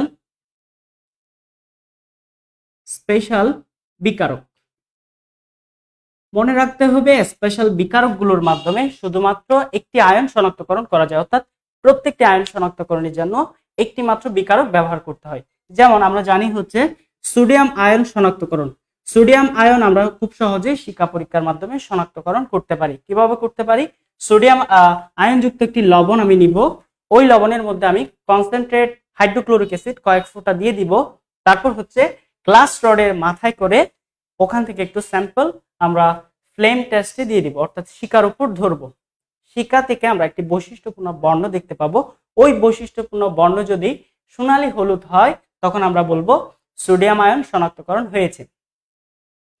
কিন্তু আমার অভিজ্ঞতা বলছে, আমি যেহেতু শিক্ষা পরীক্ষা কিংবা এই ধরনের শনাক্তকরণ পরীক্ষাগুলো অনেক বিস্তারিতভাবে করেছি, যেহেতু আমি রসায়ন নিয়ে পড়াশোনা করছি, সেক্ষেত্রে আমার অভিজ্ঞতা বলছে অনেক সময় কিন্তু শিক্ষা পরীক্ষা থেকে বর্ণটা ক্লিয়ারলি বোঝা যায় না, সেই জন্য আমাদের দ্বিতীয় আরেকটি পরীক্ষার সহায়তা নিতে হয়। তাহলে সোডিয়াম আয়ন শনাক্তকরণ করার জন্য আমরা যে স্পেশাল পরীক্ষাটি করব সেটি হচ্ছে সোডিয়াম আয়নের সাথে আমরা পটাশিয়াম পাইরো অ্যান্টিমোনেট Ca2, সংকেতটি খুব সহজ, অনেক সময় পরীক্ষা আসে Sb2H2O7, Ca2H2Sb2O7, এটার নাম হচ্ছে পটাশিয়াম পাইরো অ্যান্টিমোনেট। পটাশিয়াম পাইরো অ্যান্টিমোনেট যদি সোডিয়াম আয়নযুক্ত মূল দ্রবণের সাথে যোগ করা হয় সেক্ষেত্রে আমরা কি পাবো? সোডিয়াম পাইরো অ্যান্টিমোনেট। সোডিয়াম পাইরো অ্যান্টিমোনেট কিভাবে হয়? পটাশিয়াম পাইরো অ্যান্টিমোনেটে সোডিয়াম পটাশিয়াম অংশটা যদি আমরা মুছে ফেলি তাহলে আমরা লিখতে পারি Na2Sb2H2O7। এটির নাম হচ্ছে সোডিয়াম পাইরো অ্যান্টিমোনেট। সোডিয়াম পাইরো অ্যান্টিমোনেটের বর্ণ কেমন হয়? মনে রাখতে হবে এটির বর্ণ হয় হচ্ছে সাদা বর্ণ। তোমরা যদি একটু খেয়াল করো দেখতে পাবা জিঙ্ক, সোডিয়াম, অ্যালুমিনিয়াম এরা কিন্তু সকলেই সাদা বর্ণ প্রদর্শন করছে। কেন সাদা বর্ণ প্রদর্শন করছে? কারণ আমরা জানি ডি ব্লকভুক্ত যে সমস্ত মৌল আছে তারা রঙিন যৌগ গঠন করতে পারে, কিন্তু আমরা যদি একটু খেয়াল করি এরা ডি ব্লকভুক্ত মৌল নয়। সরি, আমি যদি আরো একটু স্পেসিফাই করে বলি তাহলে আমরা বলবো ডি ব্লকভুক্ত যে সমস্ত মৌল অবস্থান্তর মৌল বা যাদের মধ্যে অবস্থান্তর মৌলের বৈশিষ্ট্য বিদ্যমান তারা রঙিন যৌগ গঠন করতে পারে। জিঙ্ক ডি ব্লক মৌল, কিন্তু সেটি কোনো অবস্থান্তর মৌল নয়, সেজন্য জিঙ্ক কিন্তু কোনো কালারফুল বর্ণ প্রদর্শন করে না। সোডিয়াম হচ্ছে একটি এস ব্লক মৌল, অপরদিকে অ্যালুমিনিয়াম কিন্তু একটি আমরা যদি খেয়াল করি এস কিংবা পি ব্লক একটি মৌল। ঠিক আছে, তাহলে সব মিলিয়ে আমরা সিদ্ধান্তে উপনীত হলাম যে যেহেতু এরা ডি ব্লক বা অবস্থান্তর মৌল নয় সেহেতু তারা বৈশিষ্ট্যপূর্ণ কোনো বর্ণ প্রদর্শন করতে পারে না। আচ্ছা, তাহলে সোডিয়াম আয়ন শনাক্তকরণের যে স্পেশাল রিয়েজেন্ট সেটি আমরা করেছি। এই পর্যায়ে আমরা দেখব সবচেয়ে কনফিউজিং ক্যালসিয়াম আয়ন কিভাবে শনাক্তকরণ করতে হয়। ক্যালসিয়াম আয়ন শনাক্তকরণ করার জন্য একটি স্পেশাল বিকারক ব্যবহার করা হয়, সেটিকে আমরা বলি অ্যামোনিয়াম অক্সালেট। অ্যামোনিয়াম অক্সালেটের সংকেতটি অনেক সময় আমরা ভুলে যাই, না বলার জন্য আমি একটু সহজ করে দেখাই। COOH। এটির নাম হচ্ছে অক্সালিক অ্যাসিড। এটির নাম হচ্ছে অক্সালিক অ্যাসিড। এই অক্সালিক অ্যাসিডে এক যোজি দুটি হাইড্রোজেনকে তুলে দিয়ে আমি যদি এখানে এক যোজি দুটি অ্যামোনিয়াম বসিয়ে দিই, যদি আমরা অ্যামোনিয়াম বসিয়ে দিই তখন এই জিনিসটাকে আমরা বলি হচ্ছে অ্যামোনিয়াম অক্সালেট। এটিকে আমরা কি বলবো? Ammonium oxalate. এই অ্যামোনিয়াম অক্সালেট যখন ক্যালসিয়াম আয়নযুক্ত মূল দ্রবণের সাথে যুক্ত করা হয় তখন সেটি ক্যালসিয়াম অক্সালেটের সাদা বর্ণের অধক্ষেপ প্রদর্শন করে। ক্যালসিয়াম অক্সালেট কিভাবে লিখবো? এই যে লিখলাম COO, তারপর হচ্ছে COO, তারপর এই যে ক্যালসিয়াম, এটির নাম হচ্ছে ক্যালসিয়াম অক্সালেট। ক্যালসিয়াম অক্সালেটের বর্ণ কেমন হয়? এটি সাদা বর্ণ প্রদর্শন করে এবং এই পরীক্ষাটি শুধুমাত্র ক্যালসিয়াম আয়ন দিতে পারে। অপরদিকে প্রথম পরীক্ষাটি শুধুমাত্র সোডিয়াম আয়ন দিতে পারে। আচ্ছা, এরপর একটি ক্যাটায়ন আমাদের কাছে আছে সর্বশেষ। অবশ্যই এটিকে আমরা ক্যাটায়ন বলবো না, এটিকে আমরা বলবো হচ্ছে ধনাত্মক যৌগমূলক। দুটি ধনাত্মক যৌগমূলক আছে, একটি হচ্ছে অ্যামোনিয়াম আর একটি হচ্ছে ফসফোনিয়াম। আমরা অ্যামোনিয়াম শনাক্তকরণ পরীক্ষাটি করব। অ্যামোনিয়াম শনাক্তকরণ কিভাবে করা হয়? অ্যামোনিয়াম শনাক্তকরণের জন্য একটি স্পেশাল বিকারক ব্যবহার করা হয়, সেটা হচ্ছে পটাশিয়াম টেট্রা আয়োডো মার্কিউরেট।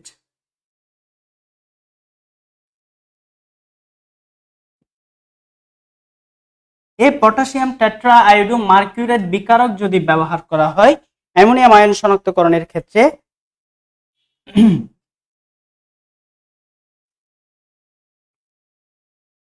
তখন আমরা কি পাই? অ্যামোনিয়াম আয়োডো মার্কিউরেটের একটি বর্ণ পাই এবং এই বর্ণটি হচ্ছে বাদামি বর্ণ। এই বাদামি বর্ণের পদক্ষেপ আমরা দেখে আমরা শনাক্তকরণ করতে পারি এটি হচ্ছে কি অ্যামোনিয়াম আয়ন। তাহলে আয়ন কিভাবে শনাক্তকরণ করতে হয় আমরা শিখে ফেললাম, খুব সহজে শিখলাম। তো আশা করি তোমাদের কোনো সমস্যা হবে না। তোমরা যদি একটু মনোযোগ দিয়ে দেখে থাকতে এবং এর পরবর্তীতে যদি তোমরা একটু বোঝার চেষ্টা করো তাহলে হচ্ছে আয়ন শনাক্তকরণ মোটামুটিভাবে তোমাদের জন্য সমাপ্ত। ক্যাটায়ন শনাক্তকরণ এই পর্যায়ে আমরা দেখব হচ্ছে কিভাবে অ্যানায়নগুলো শনাক্তকরণ করতে হয়। কিভাবে অ্যানায়নগুলো শনাক্তকরণ করতে হয়। আরেকটি কথা ফাঁকে বলে রাখি, সেটি হচ্ছে ক্যাটায়নগুলোকে কিন্তু আবার বেসিক রেডিকাল বা ক্ষারীয়মূলক বলা হয়। ক্যাটায়নগুলোকে ক্ষারীয়মূলক এবং অ্যানায়ন যারা আছে সেগুলোকে আমরা বলি অম্লীয়মূলক। আচ্ছা, অ্যানায়ন যেগুলো আছে সেগুলো আমরা শনাক্তকরণ করব খুব সহজ। প্রত্যেকটার জন্য আলাদা আলাদা রিয়েজেন্ট আমরা ব্যবহার করতে পারি। সর্বপ্রথম হচ্ছে সালফেট আয়ন শনাক্তকরণ। সালফেট আয়ন কিভাবে শনাক্তকরণ করতে হয়? সালফেট আয়নযুক্ত যে কোনো একটি মূল দ্রবণ, অর্থাৎ সালফেট আয়নযুক্ত লবণকে যদি আমরা মূল দ্রবণ বানিয়ে ফেলি এবং সেখানে যদি আমরা বেরিয়াম নাইট্রেট যোগ করি, বেরিয়াম নাইট্রেট বিকারকটি যোগ করি, তাহলে আমরা বেরিয়াম সালফেটের সাদা পদক্ষেপ পাবো। বেরিয়াম সালফেটের সাদা পদক্ষেপ আমরা পেয়ে যাব। ঠিক আছে, এই প্রশ্নটি গত বছর ঢাকা বিশ্ববিদ্যালয়ে এসেছিল। প্রশ্নটি কিভাবে এসেছিল? প্রশ্নটি এসেছিল হচ্ছে এভাবে, হাইড্রোক্লোরিক অ্যাসিড এবং সালফিউরিক অ্যাসিড, হাইড্রোক্লোরিক অ্যাসিড এবং সালফিউরিক অ্যাসিড, এই দুটি অ্যাসিডের মধ্যে কোন অ্যাসিডটিকে বেরিয়াম সালফেট দিয়ে শনাক্তকরণ করা যায়? বেরিয়াম সালফেট দিয়ে কোনটি শনাক্তকরণ করা যায়? তাহলে দেখো প্রশ্নটি কিভাবে এসেছে, কোনটি শনাক্তকরণ সম্ভব। ঢাকা বিশ্ববিদ্যালয়ের প্রশ্নটি কি ছিল? প্রশ্নটি ছিল হাইড্রোক্লোরিক অ্যাসিড এবং সালফিউরিক অ্যাসিড এই দুটির মধ্যে কোনটিকে বেরিয়াম সালফেট দিয়ে শনাক্তকরণ করা যায়। এই যে দেখতে পাচ্ছ সালফিউরিক অ্যাসিড, আমরা জানি সালফিউরিক অ্যাসিড হচ্ছে একটি তীব্র অ্যাসিড এবং তীব্র অ্যাসিডগুলো প্রায় শতভাগ আয়োনাইজড হতে পারে, বিয়োজিত হতে পারে এবং বিয়োজিত হওয়ার মাধ্যমে সালফিউরিক অ্যাসিড থেকে আমরা পেয়ে যাই সালফেট আয়ন। এই সালফেট আয়নের সাথে যখন আমরা একটু জায়গায় ভুল করেছি, সেটি হচ্ছে এখানে বেরিয়াম নাইট্রেট হবে। বেরিয়াম নাইট্রেটের মাধ্যমে কোনটি শনাক্তকরণ করা যায়? ঠিক আছে, তাহলে সালফেট আয়নের সাথে যদি আমরা সালফিউরিক অ্যাসিড থেকে প্রাপ্ত সালফেট আয়নের সাথে আমরা যদি বেরিয়াম নাইট্রেট যোগ করি, বেরিয়াম নাইট্রেট যদি আমরা যোগ করি, সেক্ষেত্রে আমরা বেরিয়াম সালফেটের আমরা সাদা পদক্ষেপ দেখতে পাবো। এই সাদা পদক্ষেপ দেখার মাধ্যমে আমরা সালফিউরিক অ্যাসিডকে হাইড্রোক্লোরিক অ্যাসিড থেকে খুব সহজেই পৃথকীকরণ করতে পারবো।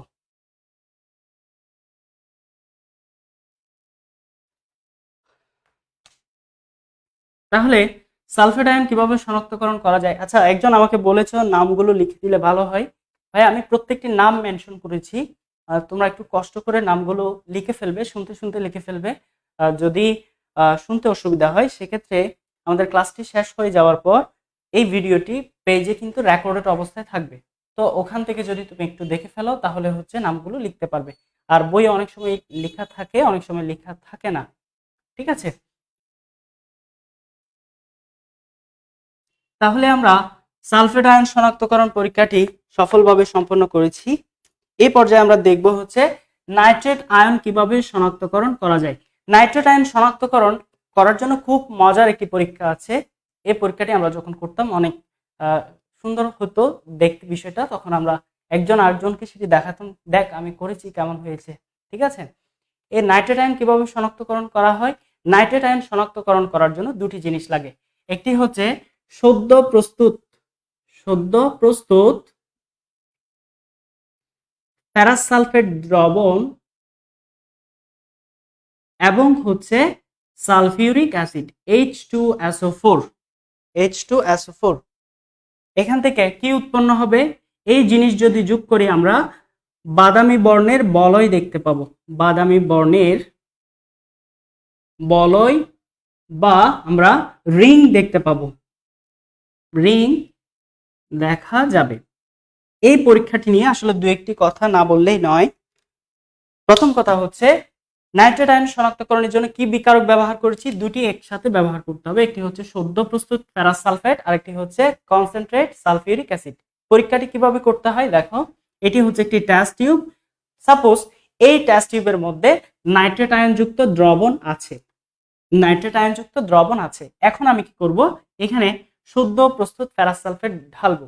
প্রশ্ন হচ্ছে সদ্য প্রস্তুত ফেরাস সালফেট কি, অর্থাৎ তুমি জাস্ট ডিস্টিল ওয়াটার নিবা, পাতিত পানি H2O প্লাস FeSO4 পানির সাথে যদি আমি ফেরাস সালফেট মিক্স করি, সেটাই হয়ে যাবে সদ্য প্রস্তুত ফেরাস সালফেট।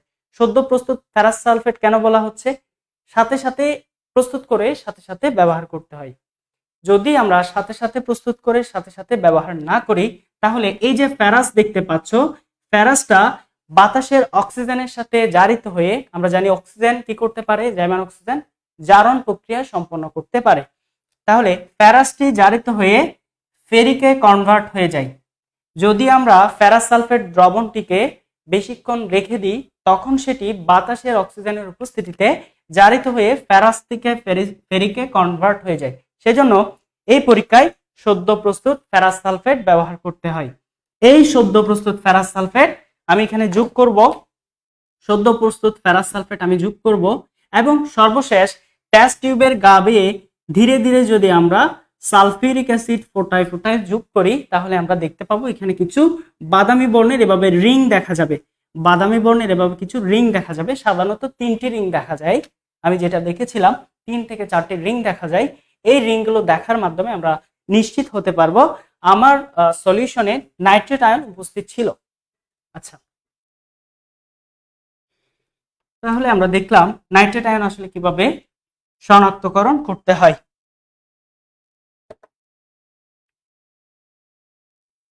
এবার আসি কার্বনেট আয়ন শনাক্তকরণ। কার্বনেট আয়ন কিভাবে শনাক্তকরণ করব, কার্বনেট আয়ন শনাক্তকরণ করার জন্য আমরা ল্যাড অ্যাসিটেট ব্যবহার করব। ল্যাড অ্যাসিটেট কি জিনিস, ল্যাড অ্যাসিটেট হচ্ছে, এটি হচ্ছে ল্যাড অ্যাসিটেট, এটির নাম ল্যাড অ্যাসিটেট। তাহলে আমরা কার্বনেট আয়নযুক্ত মূল দ্রবণের সাথে যদি ল্যাড অ্যাসিটেট যোগ করি, সেক্ষেত্রে আমরা ল্যাড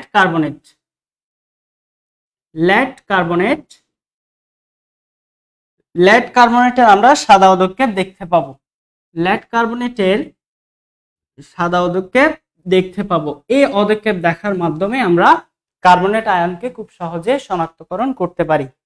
তারপর আমাদের কাছে যে অ্যানায়নগুলো আছে, অর্থাৎ ক্লোরাইড, ব্রোমাইড এবং হচ্ছে আয়োডাইড, এই তিনটিকে একটি মাত্র বিকারক দিয়ে শনাক্তকরণ করা যায়। এই তিনটিকে একটি মাত্র বিকারক দিয়ে শনাক্তকরণ করা যায়, এবং বিকারকটির নাম হচ্ছে তোমার সিলভার নাইট্রেট। সিলভার নাইট্রেট হচ্ছে খুব দামি একটি রিয়েজেন্ট। আমি কি বলেছি, হ্যালোজেন বা হ্যালাইড যারা আছে, এই হ্যালাইড গুলোর সাথে যদি আমরা সিলভার নাইট্রেট যোগ করি, আমরা এই তিনজনকে খুব সহজে পৃথকীকরণ করতে পারি। কিভাবে করব? প্রথম কথা হচ্ছে, যদি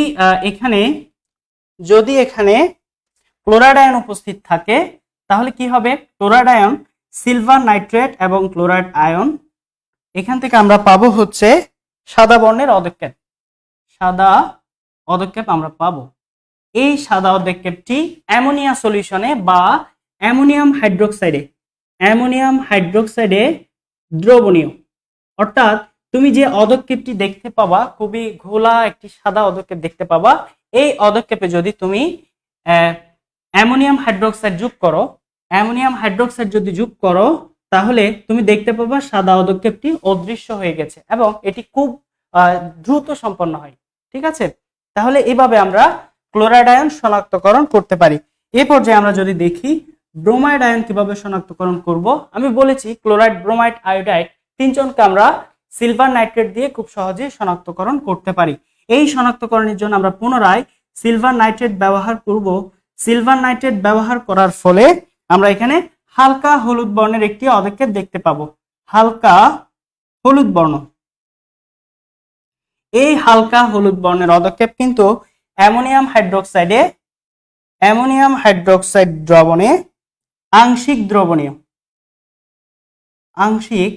দ্রবণীয়। অর্থাৎ তুমি দেখতে পাবা এই হালকা হলুদ অদক্ষেপটা অল্প পরিমাণ সরে যাচ্ছে, একেবারে নিশ্চিহ্ন হচ্ছে না। ঠিক আছে, একেবারে নিশ্চিহ্ন যদি না হয় তাহলে আমরা বলবো এটি হচ্ছে অ্যামোনিয়াম হাইড্রোক্সাইডে আংশিক দ্রবণীয় বা হালকা দ্রবণীয়। সর্বশেষ যদি আমরা বলি তাহলে আমাদের যে আয়নটি ছিল সেটি হচ্ছে আয়োডাইড আয়ন। আয়োডাইড আয়নের সাথে যদি আমরা সিলভার নাইট্রেট আমরা যদি যোগ করি সেক্ষেত্রে আমরা গাঢ় হলুদ বর্ণের অদক্ষেপ দেখতে পাবো, এই গাঢ় হলুদ বর্ণের অদক্ষেপ কিন্তু অ্যামোনিয়াম হাইড্রোক্সাইডে অদ্রবণীয়। তাহলে এই তিনটির মধ্যে কিন্তু আমাদের কনফিউশন হতে পারে। কনফিউশন না হওয়ার জন্য আমি বিষয়টা একটু ক্লিয়ার করছি। ক্লোরাইড আয়নের সাথে যদি তুমি সিলভার নাইট্রেট যোগ করো তাহলে তুমি সাদা অদক্ষেপ দেখতে পাবে, যেই সাদা অদক্ষেপটি অ্যামোনিয়াম হাইড্রোক্সাইডে দ্রবণীয়। তাহলে দ্রবণীয়টি আমরা মনে রাখলাম। ব্রোমিনের ক্ষেত্রে একটু খেয়াল করো, ব্রোমিনের ক্ষেত্রে আমরা কি পাবো? সিলভার নাইট্রেট যোগ করলে হালকা হলুদ বর্ণে একটি অদক্ষেপ পেয়ে যাব, যে অদক্ষেপটি অ্যামোনিয়াম হাইড্রোক্সাইডে আংশিক দ্রবণীয়। এবার আসি অদক্ষেপগুলোর একটু সংকেত বলি। এখানে যে অদক্ষেপটি পাবো সেই অদক্ষেপের সংকেত হচ্ছে সিলভার ক্লোরাইড। আর ব্রোমাইড আয়ন শনাক্তকরণে আমরা যে অদক্ষেপটি পাবো সেই অদক্ষেপটির সংকেত হচ্ছে, অর্থাৎ হালকা হলুদ অদক্ষেপটির সংকেত হচ্ছে সিলভার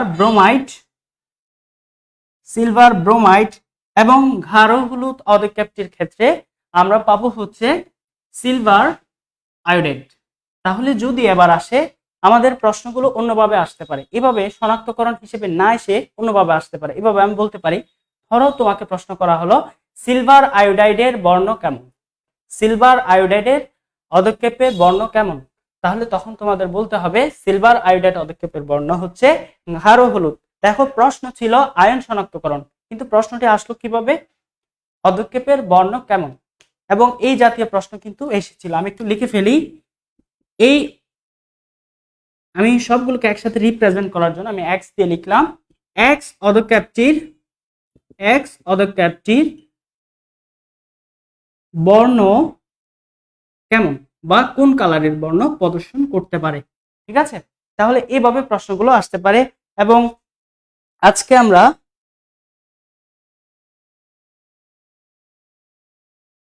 আমরা আমাদের আয়ন শনাক্তকরণ অর্থাৎ ক্যাটায়ন এবং অ্যানায়ন শনাক্তকরণ গুলো এখানে খুব সহজে দেখে ফেললাম, এবং তোমরা যদি একটু প্র্যাকটিস করো সেক্ষেত্রে বিষয়গুলো আরো সহজ মনে হতে পারে। একজন আমাকে হয়তো 2বার বলেছিল, সে হচ্ছে সেকেন্ড টাইমারদের নিয়ে কিছু বলতে। আসলে সেকেন্ড টাইমারদের নিয়ে তো বলা দরকার, সেকেন্ড টাইমারদের নিয়ে আসলে অনেক সময় অনেক কিছুই বলি, ফার্স্ট টাইমারদেরকে নিয়ে তেমন কিছুই বলা হয়নি। তো বেসিক্যালি আজকে ফার্স্ট টাইমারদের নিয়ে কথা বলছি। তো সেকেন্ড টাইমারদের নিয়ে অবশ্যই বলা হয়েছিল এবং সামনেও বলা হবে। তবে আজকে যেহেতু আমরা পড়ার টপিকের মধ্যে ঢুকে গিয়েছি, সেক্ষেত্রে আমরা পড়ি। একটা কথা বলে রাখি, তুমি ফার্স্ট টাইমার হো বা সেকেন্ড টাইমার হো, কোনো ম্যাটার করে না। বিষয়টা হচ্ছে যে বেশি জানবে, যে বেশি পড়বে, সে কিন্তু চান্স পাবে। ঠিক আছে, ফার্স্ট টাইমার হোক সেকেন্ড টাইমার হোক, তোমাদের কিন্তু কয়েকটি বিশ্ববিদ্যালয় ছাড়া বাকি বিশ্ববিদ্যালয়গুলোতে সবারই কিন্তু একই প্রশ্নে পরীক্ষা দেওয়া লাগবে। ঠিক আছে, এক্ষেত্রে আমার কথা হচ্ছে কোনো ধরনের মোটিভেশন নেওয়ার দরকার নেই, কোনো শর্টকাট বুদ্ধি নেওয়ার দরকার নেই। কারণ হচ্ছে সফলতার আসলে কোনো শর্টকাট রাস্তা থাকে না, এই জন্য অনেক কষ্ট করতে হয়, অনেক চড়াই উতরাই পাড়ি দিতে হয়। তো সেক্ষেত্রে ফার্স্ট টাইমার হোক বা সেকেন্ড টাইমার হোক, সবার জন্য সাজেশন হচ্ছে যেই সময়টুকু আছে, আমরা যথেষ্ট সময় নষ্ট করেছি, আমরা আজকে থেকে 1 মিনিট সময়ও কিন্তু নষ্ট করব না। প্রত্যেকটা সময়কে কিন্তু আমরা নিজেদের মতো করে আমাদের পড়াশোনার জন্য ব্যবহার করব। আচ্ছা, যাই হোক, আয়ন শনাক্তকরণ আমরা শেষ করেছি, অনেক কথাই বললাম, বিশাল টপিক ছিল। এই পর্যায়ে আমরা জানবো হচ্ছে আমাদের দ্রাব্যতা, দ্রাব্যতা গুণফল এবং দ্রাব্যতা নীতি। দ্রাব্যতা, দ্রাব্যতা গুণফল এবং দ্রাব্যতা নীতি। আচ্ছা, দ্রাব্যতা কি আমি যদি একটু সংজ্ঞা বলি, ফার্স্ট টাইম আমাদেরকে বলছি, আমি আবারও বলছি, এখান থেকে তোমরা অবশ্যই তোমাদের সংজ্ঞাগুলো জানতে হবে। দ্রাব্যতা কি, তারপর হচ্ছে দ্রাব্যতার এককগুলো তোমাদের জানা রাখতে হবে, কারণ এখান থেকে অনেক ধরনের প্রশ্ন আসতে পারে। আমি যদি এখান থেকে একটি স্যাম্পল রিটেন প্রশ্ন নিয়ে আসি, তাহলে আমি বলতে পারি, তোমরা জানো দ্রাব্যতাতে আমরা দুটি বিশেষ বিষয় নিয়ে আলোচনা করি, একটি হচ্ছে কেএসপি বা দ্রাব্যতা গুণফল, আরেকটি হচ্ছে কেআইপি বা আয়নীয় গুণফল, যেটিকে আমরা অনেক সময় সলিবিলিটি প্রোডাক্ট এবং আয়নিক প্রোডাক্ট বলতে পারি। প্রশ্ন হতে পারে কেএসপি এবং কেআইপির মধ্যে সম্পর্ক প্রতিপাদন করো, এই জাতীয় প্রশ্ন হতে পারে। অথবা কেএসপি এবং কেআইপি এর উপর নির্ভর করে দ্রবণের প্রকৃতি কেমন হবে ব্যাখ্যা করো। কেএসপি এবং কেআইপির উপর ভিত্তি করে দ্রবণের প্রকৃতি নির্ধারণ করো। আমরা জানি কেএসপি এবং কেআইপি এর মান যদি সমান হয়, অর্থাৎ আয়নীয় গুণফল এবং দ্রাব্যতা গুণফলের মান যদি সমান হয়, তখন আমরা বলি এরা সম্পৃক্ত দ্রবণ দেখায়, সম্পৃক্ত দ্রবণ হিসেবে আমরা দেখতে পাই। ঠিক আছে, ক্লিয়ার সলিউশন যেটাকে বলে। আর কেএসপির মান যদি কেআইপির চেয়ে বেশি হয়, অথবা কেআইপি এর মান যদি কেএসপির চেয়ে ছোট হয়, একই কথা, জাস্ট ভাষাগুলো একটু এদিক ওদিক হচ্ছে, তাহলে আমরা বলবো এটি অসম্পৃক্ত অবস্থায় আছে, অসম্পৃক্ত অবস্থায় আছে।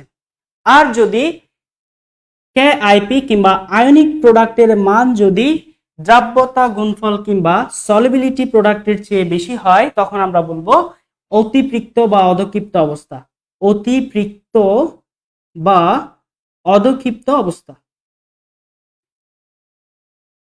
ক্ষিপ্ত অবস্থা। তারপর আরেকটা রিটেন প্রশ্ন আমি তোমাদেরকে বলে রাখি, সেটি হচ্ছে, তোমরা একটি বিশেষ অংশ পড়েছিলে, সেটি হচ্ছে সম আয়ন প্রভাব। সম আয়ন প্রভাব, এখান থেকে আসলে কি প্রশ্ন হতে পারে, যেহেতু মাননীয় বিসি মহোদয় আমাদেরকে বলেছেন যে আমরা পাঠ্যপুস্তক ভিত্তিক প্রশ্ন করব, এবং এক্ষেত্রে এনসিটিভি যে পাঠ্যপুস্তক আছে সেগুলোকে গুরুত্ব দেওয়া হবে। তো ওই বইয়ে, বিশেষ করে হাজারি স্যারের বই তোমরা যদি একটু খেয়াল করো, তাহলে তোমরা সমায়ন প্রভাবে অ্যামোনিয়াম ক্লোরাইডের একটি উদাহরণ দেখতে পাবে। অ্যামোনিয়াম ক্লোরাইড আমরা জানি একটি মৃদু তড়িৎ বিশ্লেষক পদার্থ। এই অ্যামোনিয়াম ক্লোরাইড কিভাবে বিয়োজিত হয়? বিয়োজিত হয়ে অ্যামোনিয়াম ক্লোরাইড তৈরি করে হচ্ছে অ্যামোনিয়াম আয়ন, এবং সাথে সাথে সেটি ক্লোরাইড আয়ন তৈরি করতে পারে। এবার যদি আমি এখানে সোডিয়াম ক্লোরাইড যোগ করি, আমরা জানি সোডিয়াম ক্লোরাইড হচ্ছে একটি তীব্র তড়িৎ বিশ্লেষক পদার্থ। এই তীব্র তড়িৎ বিশ্লেষক পদার্থটি বিয়োজিত হয়ে তৈরি করে সোডিয়াম আয়ন, এবং সাথে সাথে তৈরি করে হচ্ছে ক্লোরাইড আয়ন। দুটি তড়িৎ বিশ্লেষক পদার্থের দ্রবণে যদি একই রকমের আয়ন উপস্থিত থাকে, তখন আমরা বলি এই আয়নটিকে আমরা বলি সম আয়ন, বা ইংলিশে এটাকে বলা হয় কমন আয়ন। এখানে কমন আয়ন হচ্ছে কে? Chloride ion, common ion. এই একই ধরনের আয়ন যদি উপস্থিত থাকে, তখন সেখানে একটি বিশেষ প্রভাব দেখা যায়। এই বিশেষ প্রভাবকে বলা হয় সম আয়ন প্রভাব। সমায়ন প্রভাবে কি হয়?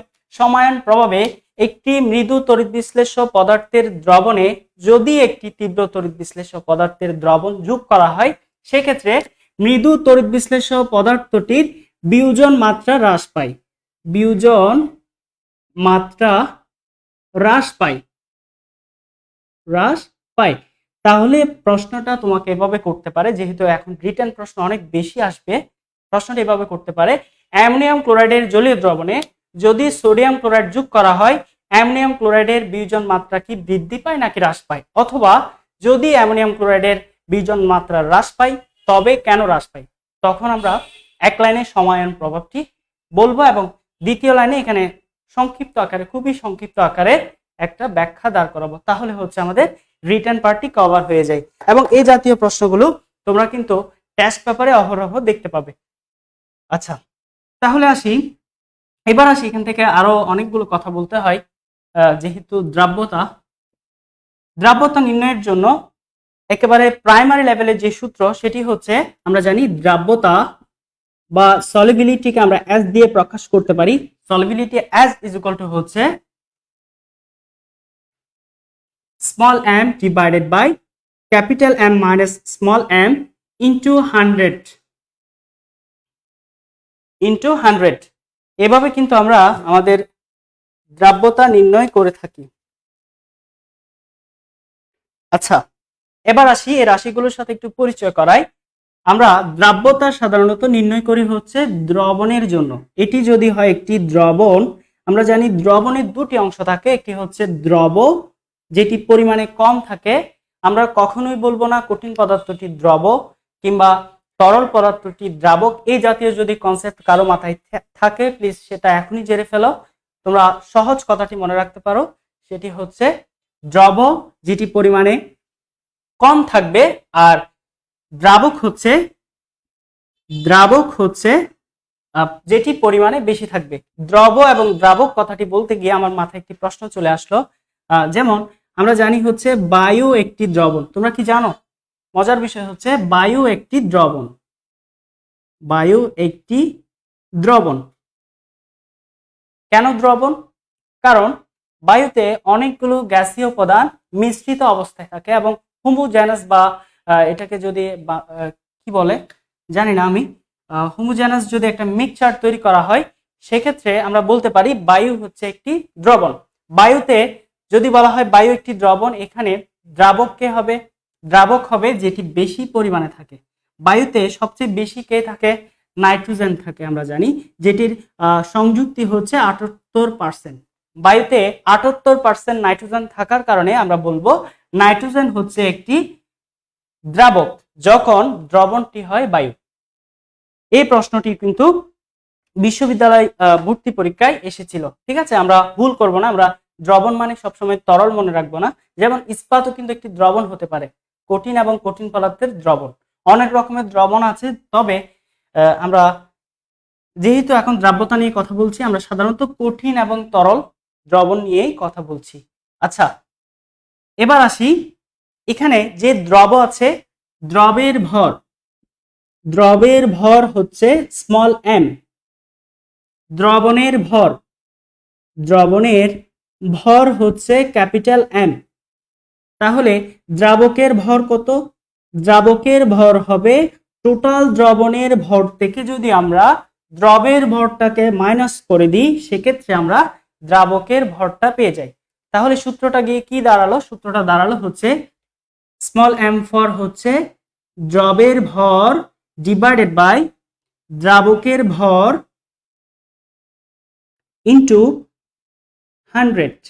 এই সূত্রটি অ্যাপ্লাই করে আমরা খুব সহজে দ্রাব্যতা নির্ণয় করতে পারি। আমাকে যদি বলা হয় একটি দ্রবণের ভর দেয়া আছে আর দ্রবের ভর দেয়া আছে, তোমাকে বলা হলো দ্রাব্যতা নির্ণয় করো, তাহলে দ্রবের ভরটি আমরা সিম্পলি উপরে বসাবো আর দ্রবণের ভর থেকে আমরা দ্রবের ভরটাকে বাদ দিলে দ্রাবকের ভরটা পেয়ে যাব। বসিয়ে আমরা যদি ক্যালকুলেট করি খুব সহজে আমরা কিন্তু আমাদের দ্রাব্যতাটি পেয়ে যাই। এবার আসি দ্রাব্যতা গুণফল। দ্রাব্যতা গুণফল কিভাবে নির্ণয় করতে হয়? দ্রাব্যতা গুণফল কি?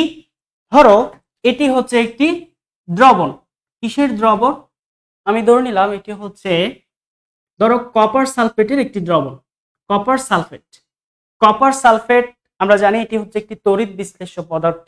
কপার সালফেটকে তুমি যখন কোন একটি দ্রবণ হিসেবে রাখবে, অর্থাৎ কোন একটি দ্রাবকের সাথে যদি কপার সালফেটকে যোগ করো, সেটি ভেঙে গিয়ে কপার 2+ আয়ন তৈরি করবে এবং সাথে সাথে সালফেট 2- আয়ন তৈরি করবে। দুটি আয়ন আমরা পেয়ে যাব।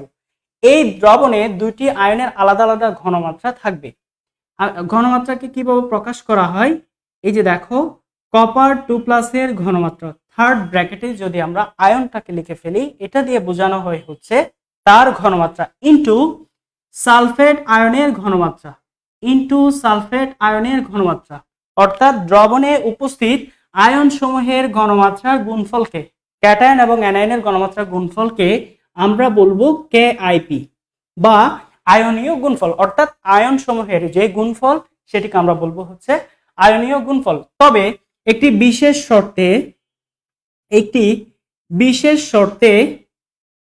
বিশেষ শর্তে এই কেআইপি কে কিন্তু কেএসপি বলা যায়। এই বিশেষ শর্ত কি? বিশেষ শর্ত হচ্ছে দুইটি। এক নাম্বার, স্থির তাপমাত্রা, অর্থাৎ তাপমাত্রা স্থির থাকতে হবে, কারণ তাপমাত্রার হ্রাস বৃদ্ধিতে দ্রাব্যতারও কিন্তু হ্রাস বৃদ্ধি হতে পারে। দুই নাম্বার হচ্ছে দ্রবণটি অবশ্যই সম্পৃক্ত হতে হবে। দ্রবণটি সম্পৃক্ত হতে হবে। তাহলে আমরা যদি কথাগুলোকে সামারাইজ করি, এবার বলতে পারি নির্দিষ্ট তাপমাত্রায় সম্পৃক্ত দ্রবণের আয়নীয় গুণফলকে বলা হয় দ্রাব্যতা গুণফল। ঠিক আছে? আচ্ছা, এবার আসি এই দ্রাব্যতা গুণফল আমরা আসলে কিভাবে নির্ণয় করতে পারি। আমাদেরকে অনেক সময় অনেকগুলো সল্ট দিয়ে দেওয়া হয়। ধরো বলা হলো সিলভার ক্লোরাইড আয়নের, এই যৌগটিতে সিলভারের ঘনমাত্রা তোমাকে দিয়ে দিল, ক্লোরাইড আয়নের ঘনমাত্রা তোমাকে দিয়ে দিল। এখন তোমাকে বলল এর জন্য দ্রাব্যতা গুণফল নির্ণয় করো। তখন আমরা কি করি? কেএসপি সমান আমরা প্রথমে বিয়োজন বিক্রিয়াটা লিখে ফেলবো। সিলভার ক্লোরাইড বিয়োজিত হয়ে কি তৈরি করে? সিলভার আয়ন তৈরি করে, সাথে সাথে ক্লোরাইড আয়ন তৈরি করে। ধরে নিলাম সিলভার আয়নের ঘনমাত্রা হচ্ছে S। যেহেতু দ্রবণে সিলভার আয়ন এবং ক্লোরাইড আয়নের ঘনমাত্রা সমান, সো ক্লোরাইড আয়নের ঘনমাত্রাকেও আমরা S লিখতে পারি। এবার যদি আমরা লিখি কেএসপি সমান হচ্ছে concentration of silver ion into concentration of chloride ion. এবার যদি আমি মানগুলো দিয়ে যদি আমি রিপ্লেস করি, তাহলে আমরা লিখতে পারি S ইনটু S সমান হচ্ছে S স্কয়ার। সুতরাং কেএসপি ইকুয়াল টু হচ্ছে S স্কয়ার। এই জাতীয় লবণগুলো, অর্থাৎ এবার আসি এই সূত্রের সাহায্যে বা S স্কয়ারের সাহায্যে কোন কোন লবণগুলোর ঘনমাত্রা দ্রাব্যতা গুণফল আমরা নির্ণয় করতে পারি। যেমন সোডিয়াম ক্লোরাইড একইভাবে আমরা নির্ণয় করতে পারি। ঠিক আছে? পটাশিয়াম ক্লোরাইড আমরা একইভাবে নির্ণয় করতে পারি। অর্থাৎ ক্যাটায়ন এবং অ্যানায়নের পরিমাণ যদি সমান হয়, দেখো এখানে দুজনের মূল সংখ্যা কিন্তু সমান, সেক্ষেত্রে কেএসপি সমান হচ্ছে S স্কয়ার। এবার যদি একটু ঝামেলা লাগাই দিই, আসো, ধরো তোমাকে বলা হলো ফেরাস হাইড্রোক্সাইড। এখানে ফেরাস আয়ন বা ফেরিক আয়ন, তোমার হাইড্রোক্সিল আয়ন, যে কোনো একটির ঘনমাত্রা ধরো তোমাকে দেয়া আছে। এখন তোমাকে বলা হলো আপনি এখান থেকে দ্রাব্যতা গুণফল নির্ণয় করেন। তখন কিন্তু আমরা একটু ঝামেলায় পড়ে যাই। এক্ষেত্রে আমি যদি একটু ডিসোসিয়েশনটা যদি একটু লিখে ফেলি, তাহলে আমরা কি পাবো? আমরা পাবো হচ্ছে Fe2 প্লাস 3OH মাইনাস। এখন আমি যদি ফেরাস আয়নের ঘনমাত্রাকে S লিখি, OH আয়নের ঘনমাত্রাকে কত লিখতে হবে? যেহেতু মূল সংখ্যা 3, আমাদের লিখতে হবে 3S। আমাদেরকে শেখানো হয়েছে দ্রাব্যতা গুণফল KSP হচ্ছে Fe2 প্লাস আয়নের ঘনমাত্রা ইনটু হাইড্রোক্সিল আয়নের ঘনমাত্রা। এখানে আরো একটি কথা বলা হয়েছিল, সেটি হচ্ছে পাশে যেই সহগটি থাকবে সেই সহগটি ঘাত আকারে উপরে চলে যাবে। দ্যাট মিনস OH আয়নের পাশে কত ছিল? 3টা যদি আমি উপরে তুলে দিই, এভাবে গিয়ে দাঁড়াই। এবার আসো আমি এই কনসেন্ট্রেশন গুলোকে ব্র্যাকেটের মধ্যে রিপ্লেস করি। Fe2 প্লাসের জায়গায় ছিল S ইনটু OH আয়নের জায়গায় কত ছিল? 3S whole cube. ফাইনালি রেজাল্টটা গিয়ে দাঁড়ায় 27S টু দি পাওয়ার 4।